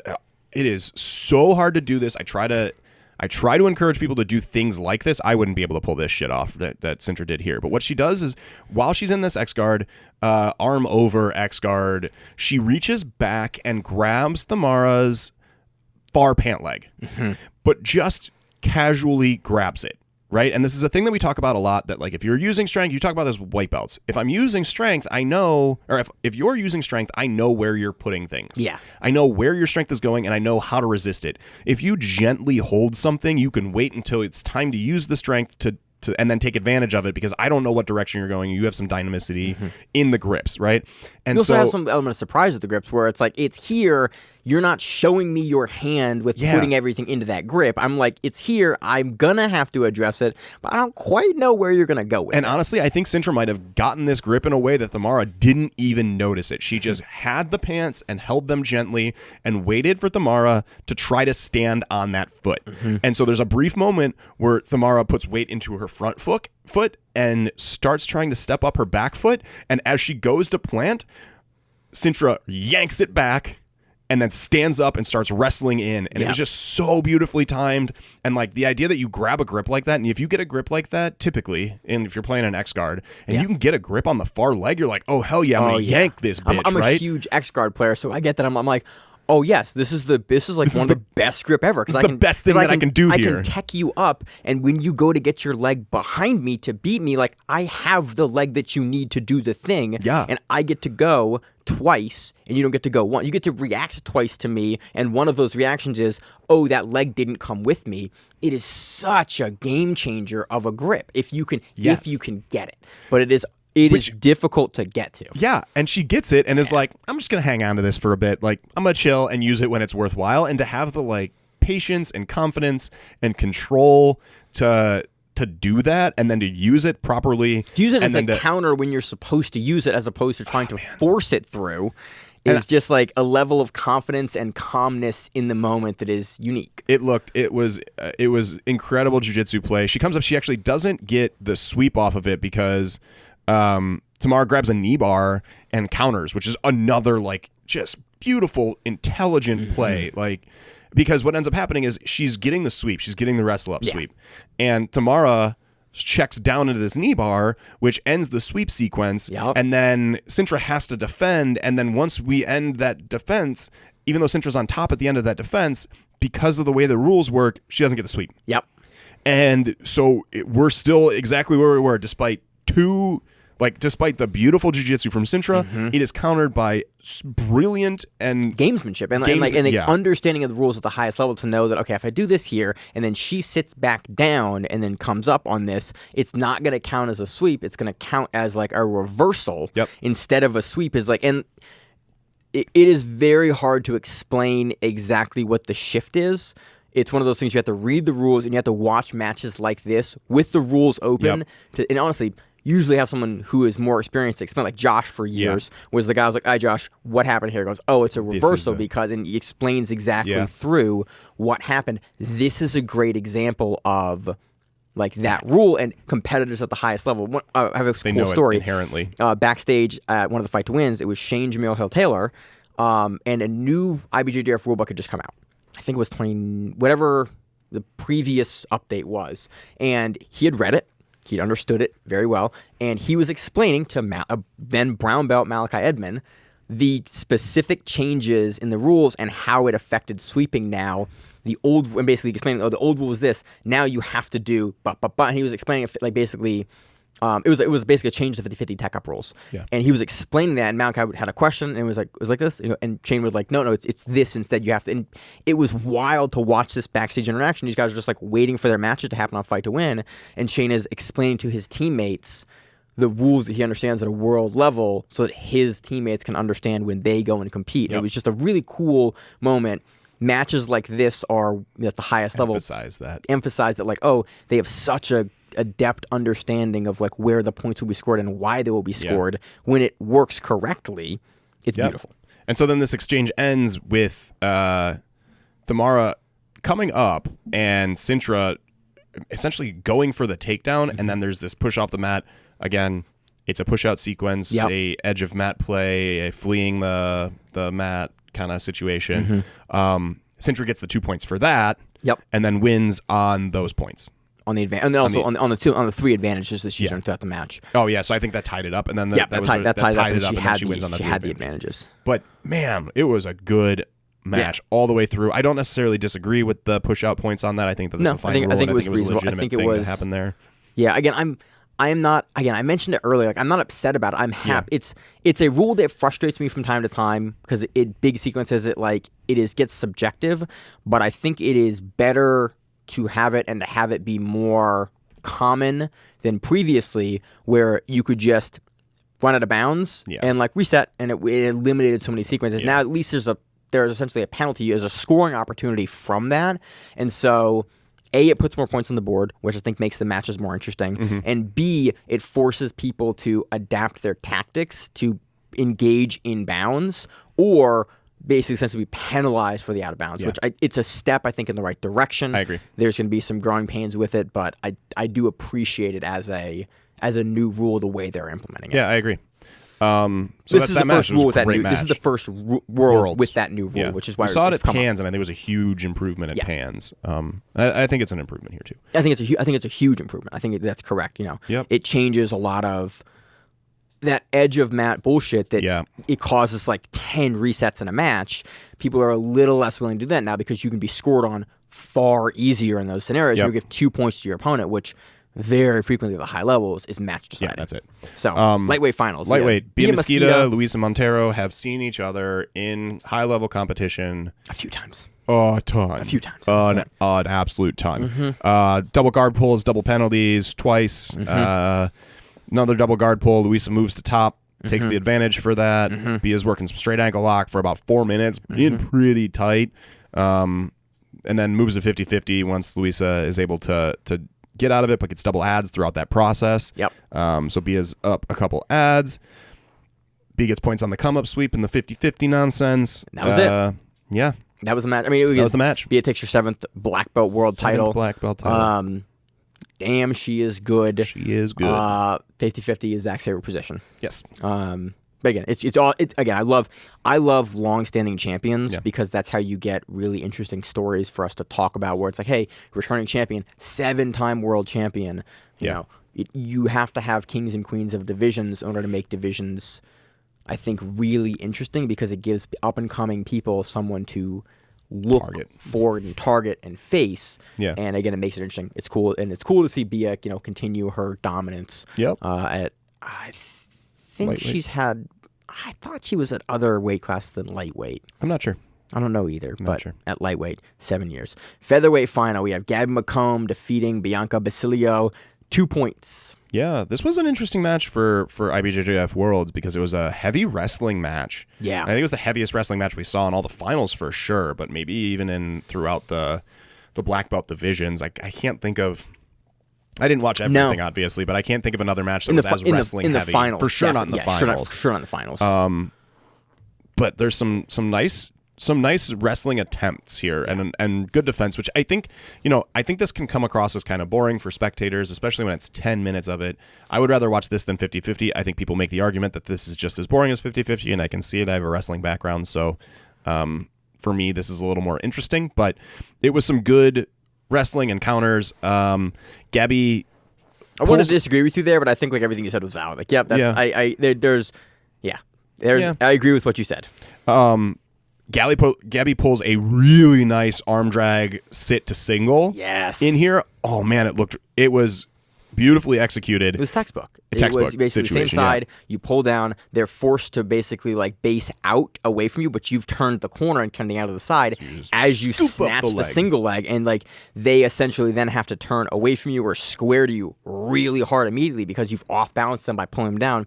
And in the gi, it's so great because you see with the collar a lot too, but like you see because you have the material, you can like throw them by in a way that is just really not available in no-gi. Yeah. But Bia's able to pick up the single leg off of this, and Gabby's able to pick up the single leg off of this, and Bia's sort of close to the edge of the mat, and Gabby yanks her back in. Yeah. Which I love to see. And then so Gabby yanks her back in on the mat, and then actually Bia, it was an odd move, or it felt very odd to me, but she kind of pulled guard. Like, I don't know if Gabby was doing something that I missed, but it really looked like she was turning the knee. I think she had that, and she was sort of like twisting and like turning. So Bia was like, okay, I'm going to go this way down, or I'm going to pull and try to sweep and pull out of it. Maybe that was it. But Gabby recognized it immediately and then settles the position. Yeah. So gets the takedown points off of that from the whatever happened, either guard pull, mid takedown. Yeah, but I mean, if you drive forward with the knee there and they pull, it counts as a takedown. Yeah, it was a takedown because you have the knee. If you don't have the knee, and that's we get. I guess I think I might have missed something. Bia's an extremely good tactician, so I'm assuming that I missed something. It looked like she was pulling guard, but maybe she felt that she had a sweep off of it and they got countered or something like that. That's what it seemed like. It seemed like she was looking to try to pull into something, and Mccomb countered that, and then immediately kind of just settled it.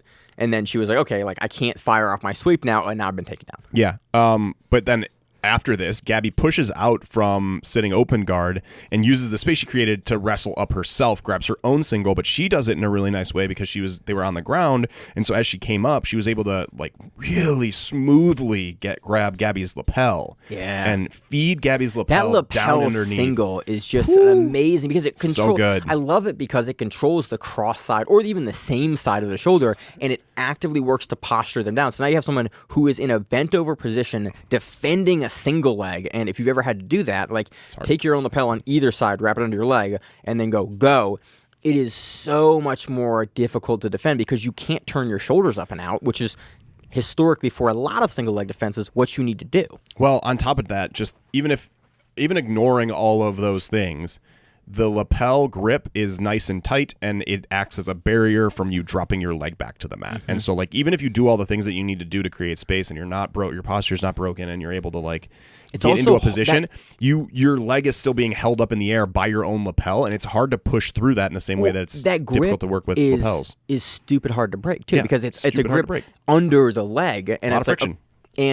There's no like good way. You have to lean over to break it, or you have to kick down. But usually, because they're holding it up, they can take the slack out in their arm with you pushing down, and your thigh is not a great lever to push against because it's attached to your hip, which doesn't have a ton of motion, and it's not the end of your lever, so you can push down hard. You can't push down that hard with your thigh alone, so it makes this like really like locked in gripping sequence that's hard to deal with. Yeah.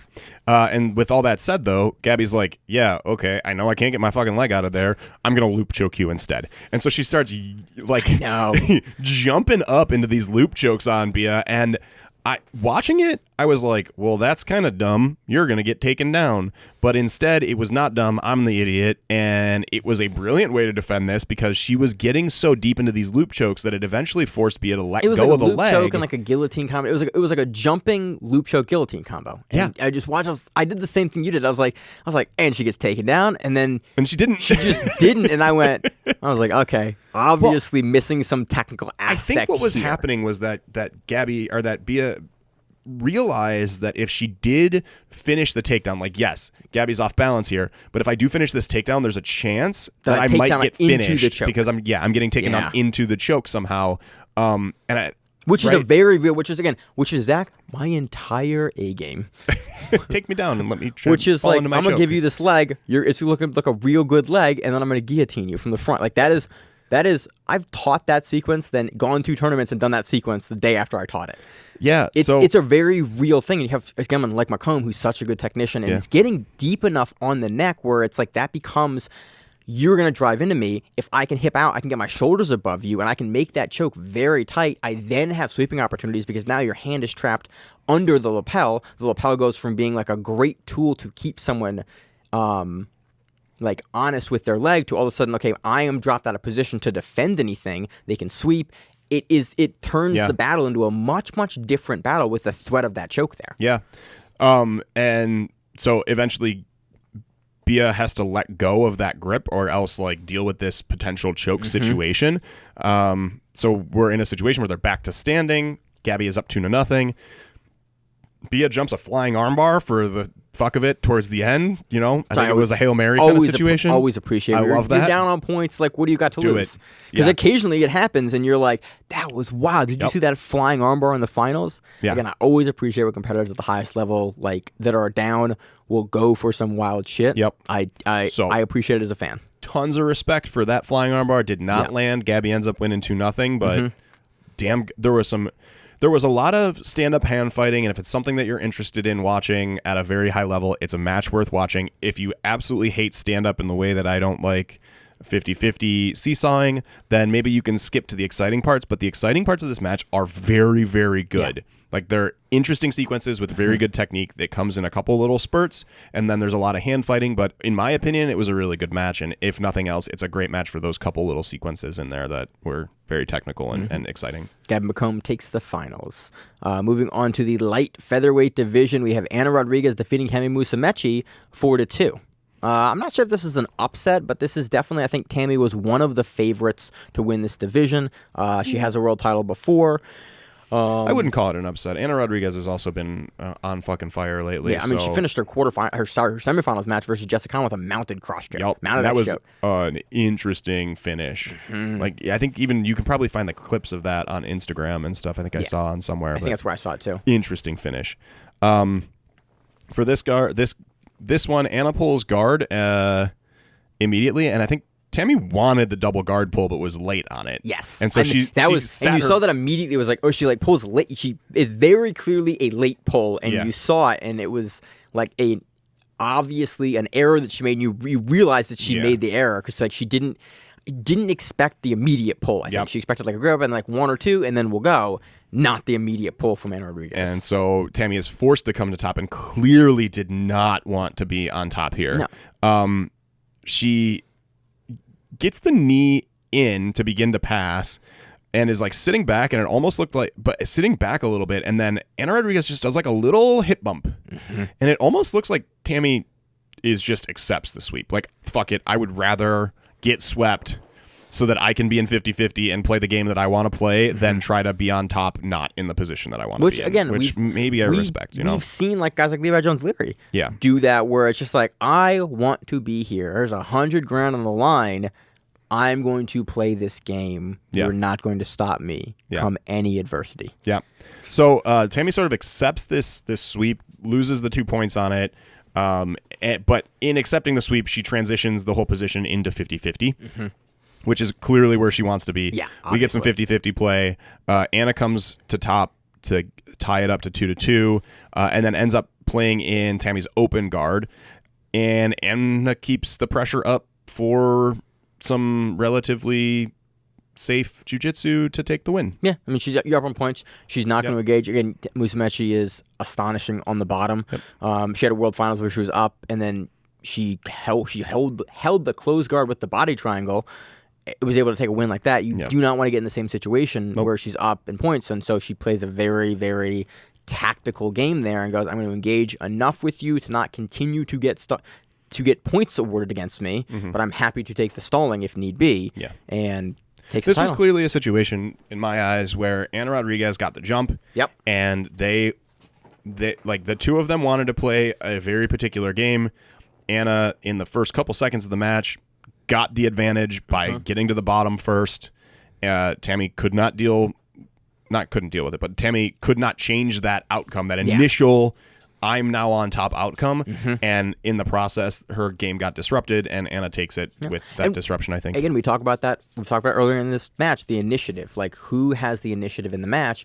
Who scores first? Who implements their game plan first? At a world level it's not all you need, but like Small that changes. A lot of times is the deciding factor for these matches because the margins are so close. Agreed. So moving on to the Rooster Weight Finals, we have Maisa Bastos defeating Jessica Caroline via choke from the back. Yep. Maisa Bastos was the favorite in this division. I think we all picked Bastos.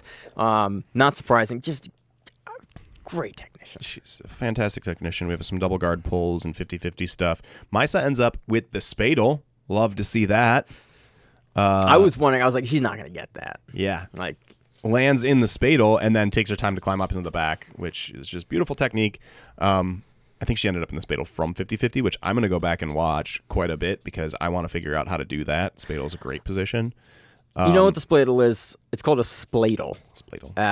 Spell it out, Zach. Spladle, I think. It's a wrestling thing they do that's like a crotch ripper kind of. Comes to the banana back. Split is like a quote submission that people can hit from the position, basically. You belly look it up. It's very, very hard to describe. It's something that you can see a picture of and go, oh, that's a spladle. You've seen it before. It's like you're hugging someone's hip from the back with your arms wrapped around one leg and your legs wrapped around the other leg. And then you pull their legs apart. Yep. But it's a really powerful position. It's a nice position in wrestling for a couple reasons. There's pins that can come off of it pretty easily. But in jiu-jitsu, in the gi, it's a little harder to get to, but if you can get there, there's a lot of control and a lot of back takes options in the similar way to like some of the Berimbolo stuff looks very similar to the way that spadles work. It's very similar to that. Maisa ends up in the spadle position, slowly creeps her way up to take Jessica's back, and then finishes with a choke. Yeah, like it's that's all they wrote. Cut, yeah. So very fun Rooster Weight final. Again, Bastos takes another one. Yep, as impressive as always. Let's talk about a couple of the matches. Yeah. Let's talk about the Rotolo brothers. Woo. So the Rotolo brothers went into brown belt, haven't competed in the gi in a year and a half, something like that. Yeah, well, thankfully for all of the purple divisions at that time. Well, they had Kolabate, so now they do. We'll talk about that in a second here. Rotolo brothers, they did what I wanted. They were in the same division. I was like, are they going to fight? Again, they're Atos. Atos historically closes out. Yep. And Cade, and we talked, it was a great match. Go back and watch this match. This match is like, it's very rare that we ever get to see two brothers compete against each other. Especially twins. Twins. We saw it sort of in like the between Tackett and Cody Steele. Like, they're not brothers, but like, they train together very, very close, and they all kind of operate in that same kind of Tackett brotherhood. Yeah. But to see actual blood brothers at the highest level go against it, and Cade looked good, and he was putting it to Ty, and Ty was countering and coming back, and then. And so historically, people, I think that they are both incredible competitors. Historically, people have said, "Oh, Ty's the better one." It's a thing that people say. Not to say that it's true or not. He got into ADCC. He was given the invite to ADCC as a child. Yes. And then performed very well. And then he has faced a somewhat higher level of competition right directly after that, and historically did well. Cade also did very well, but has recently come into his own against the highest level of competition and showcased that he too can compete like his brother at the highest levels. Ty has been competing at a slightly heavier weight class. Cade has been at the lower weight class. They meet in the finals as it be, and they decide to do the damn thing. And Cade was looking good. Looking really good. The only reason I brought that up, that like historically people would say Ty was the better one, was because at the start of the match, it kind of looked like Cade was going to take it. Yes. And like throughout it. And then the counter that Ty hits, like Cade, go back, watch the match. I'm not going to recount it. They move a lot. You ever seen their garage fights? It looks like that. And Ty, towards the end, gets out, gets to the side. He's on the bottom. He counters with an armbar. He hits Cade, turns Cade over with the armbar. And I was like, is he going to tap his brother? And he taps his brother from like a modified, like high guard, out of the out of the bottom position armbar, and Cade taps, and it was like, they were like, and like it was cool because they finished, and there was like no animosity. You could tell that like they were just happy to be there, and I was like, that's really cool. Love it. There's not that weird brotherly like their rivalry. There obviously is, I'm guessing. But like in that moment, they both seemed like happy to be there. It wasn't like Cade wasn't upset about it. It didn't seem, and it is cool to see young competitors in jiu-jitsu that just seem like good people. Yeah. And the Rotolo brothers, like right now, are that for me. Yeah, sure. They win brown belt titles. It was awesome. Cole Abate, recently promoted from blue belt to purple belt, is in the purple belt juvenile division. He was one of 2 competitors. Well, so a couple years ago, Cole Abate, for those that don't know, just won ADCC trials. East Coast trials at the second largest division, the 66 kilogram division, and looked amazing doing it. Yes. Is now a purple belt and competed at the Worlds, but he was, and IBJJF is weird for purple belts, for juvenile purple belts. A couple years ago, they added this division that's like, you are not in the adult ranks yet at purple belt, but you can no longer fight the kids because you're awarded a purple belt at 17. You're basically it's a division for people like Cole Abate, and he again is on the forefront of those divisions. So and he also was just the adult divisions. So he will and you put him at like the purple, brown, or black. Nothing surprised me for that guy. The Mendes brothers have said he's a black belt. He's just not old enough yet. Yeah. He takes his division uncontested. He takes the open weight uncontested. Yeah. It's neat. Again, I wish he would have had matches, but it is we all kind of laugh about like the level of jiu-jitsu for the up-and-coming teens and kids. Yeah. And like he is on the rise. I'm curious to see what he does in a year when he is at the adult brown belt divisions. There's a lot of people right now calling into question the kids belt scenario, but I'm a purist. Personally, I'm a bit of a purist on it because I think it's one of the few barriers we have left against jiu-jitsu becoming karate and I like taekwondo. the 19-year-old rule. I think it's fine. that for super fights and stuff, like it's fine. You want to put a 17-year-old, 16-year-old like against an adult? I would love to see an application system or something like that, so that like because not everyone. I'm going to speak in generalities here. Like everyone wants their child to be special and be the one exception, but they're probably not. Very few are. I don't even necessarily want it to be like, okay, Cole, you can get your black belt now, because honestly, the belt system is what it is, right? Yeah. And so I think it's important for outside perspective, but not inside perspective. But I would love to see a scenario where Cole can be a purple belt and then put in an application to do black belt worlds. Yeah. Like, just throw the kid in there. Keep a purple belt on him. Let him compete at the level that he's competing at. Piss everyone off. But it'll never happen because there's a lot of pride involved in these things, and people would see purple and be upset about it. Until a couple of years ago, like, the Royal Invitational was one of the few events ever we saw in the gi mixed belts. And Spider is one of the few events that we see mixed belts compete at a high stage. Like, there are many black belts that were black belts a couple of years ago that refused to compete against people that were not black belts. Well, it's because there is still a it's an ego thing. Yeah, it is, but it sucks too, right? Like, it's a weird thing that only happens because we have this belt system, and if it didn't exist, then everyone would be like, yeah, obviously Cole should be competing against the best people in the world. Right. He just won a tournament against the best people in the world. Yeah. But then you somehow now we're wearing pajamas, and that's not okay. Yeah. Like it's weird, but I feel like if there was some sort of application system, which will never happen, I would like that. I don't necessarily need them to be able to get black belts, because I think the age limits on black belts is important. An important way that jiu-jitsu stays a grindy, hard, sport-oriented. You can't. It's not easy to get. Yeah, and I think it's important, and that is the legitimacy behind it. Is that it's not easy to get. Like and our sport, kids black belts at Taekwondo is a joke. Yeah, and I don't want that for the sport. And I want my sport. I want my sport to be tough still. Yes, and that's cool. And I appreciate that it is still hard to get a black belt, and I appreciate that you have to be 19 to get a black belt. And there are certainly exceptions, but I appreciate that those exceptions are still exceptions and not like, my neighbor's 10-year-old kid is like, he's a black belt. Like, okay, like that's cool. And it's an outstanding achievement for that child. I just appreciate that as an adult sport, being a black belt in jiu-jitsu really does mean something. There's not really a point to any of this discussion. I'm very excited to see in the next 2 years what the Rotolos do and what Kolabate does. We're going to for sure see him at trials. Both brothers for Rotolos are announced for trials, for ADCC. And we have Abate that has won his spot for 66. I still am curious to see if he's going to be able to get to 66.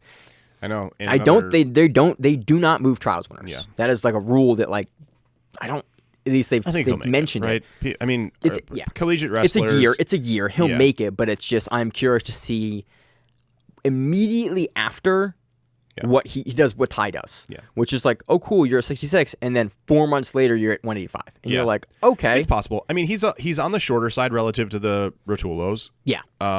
He also, 17. The size difference between 17 and 19. Is not nearly as much as the size difference between 15 and 17.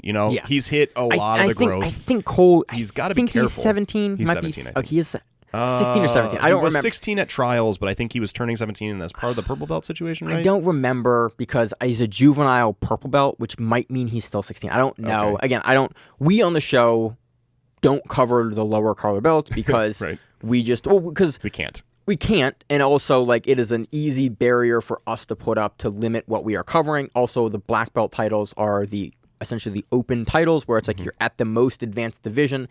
On the professional side, that is historically who we are covering. Yeah. More so in the last couple of years, we've forayed into people that are not black belts, but are of black belt skill, because the belts for younger competitors, that is less of a barrier anymore. So. But I think he'll be able to make it, I guess is what I'm saying. Yeah, absolutely. I'm excited. So that's all I have for closing comments. Worlds, a lot of controversy, as always, at every Worlds. I wish that it was less. I wish we had... There's a discussion that we should have more subjectivity in the rules, and there's a discussion that we should have less subjectivity in the rules. I just think we are in this weird middle ground where the rules are so astonishingly complicated for so many things, and then you look at ADCC, and...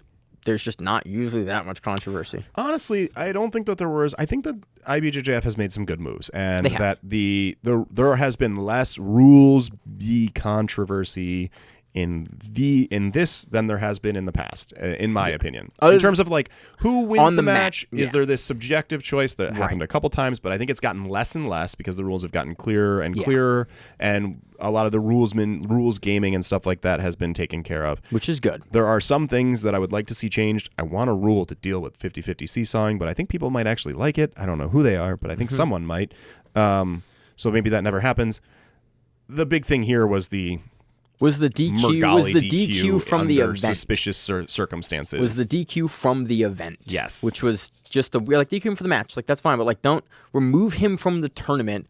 Don't ruin two finals for one thing. Don't ruin your finals event. Yeah. And also, don't let someone just hand a title to someone else. Yeah. Those couple things, you make those changes, I'm much more happy with the Worlds. But, again, we are moving in the correct direction. And I'm happy with that. Gameplay rules, I think we're moving in the right direction. On the structure of IBJJF rules, I think nothing has changed very much in the wrong. I think we're moving very much in the wrong direction on that. We have more registrations now. We have more color belts. We have more stipulations for people signing off on belts. It's now a 3-stripe or an 8-stripe black belt. Now it's what? Yeah, I think it's moved to 3-stripe now. So now you can certify. Yeah, every 3 years for some reason it moves up by a stripe. I will never be allowed to certify someone. It's interesting because when I started, it was just black belt. Yeah. Now it's like you gotta be 3-stripe. It's curious that it seems to. I can't believe it moved up to 3. I think it's. I could be wrong. And again, if you made it this far at the end of the show and you know I'm wrong, DM us at Grappling Rewind. Yeah. And hey, Maine, you're actually incorrect. Here's the rule that you can look up easily, but you haven't because you're on 4 hours of sleep. You big maybe dummy. 5 hours of sleep. And we weren't expecting to talk about that today. Nope. So, Zach, any closing thoughts for Worlds? No. We're not previewing shit this week because Worlds is big. We're already almost 2 hours into the show. Yeah. Had a fun time talking about Worlds. These are some of my favorite events to cover because it really showcases all of the new talent coming up. And it's like, can the new folks come and do it? And they absolutely can, and they show us every year that they can. Yep. And that's one of the things that excites me most about jiu-jitsu is watching, and why I love why we do this show is to highlight and talk about the new talent coming into the sport because you got to find out about it somewhere, and being able to give context to a lot of these athletes and showcase them and talk about them as they come into the black belt ranks and into the high-level competitive ranks is my favorite thing to do on this show, and Worlds is a great vehicle to do that. Agreed. So, yeah, and we had quite a bit of that this time around. We got any plans for the week, Zach? Fixing the house that I just bought. Nice. More fixing the house. I'm going to build some stairs. Yeah. Well, not build stairs. I'm going to... You need to hire a contractor for that, because I walked on your janky stairs and I went, Or you need to YouTube some Home Depot tips. No, it's the banister. I mean, I might need to fix it. I might need to hire a contractor to fix like 2 or 3 of the steps. It's a 100-year-old house. That's fine, Zach. You a big dude. I don't want you missing the podcast. What happened? Oh, my stairs broke and I fell through. My stairs broke. I broke my back. So congratulations on the house, Zach. Spinal. That's exciting. What do you got going on this week, Maine? I'm gonna take a nap.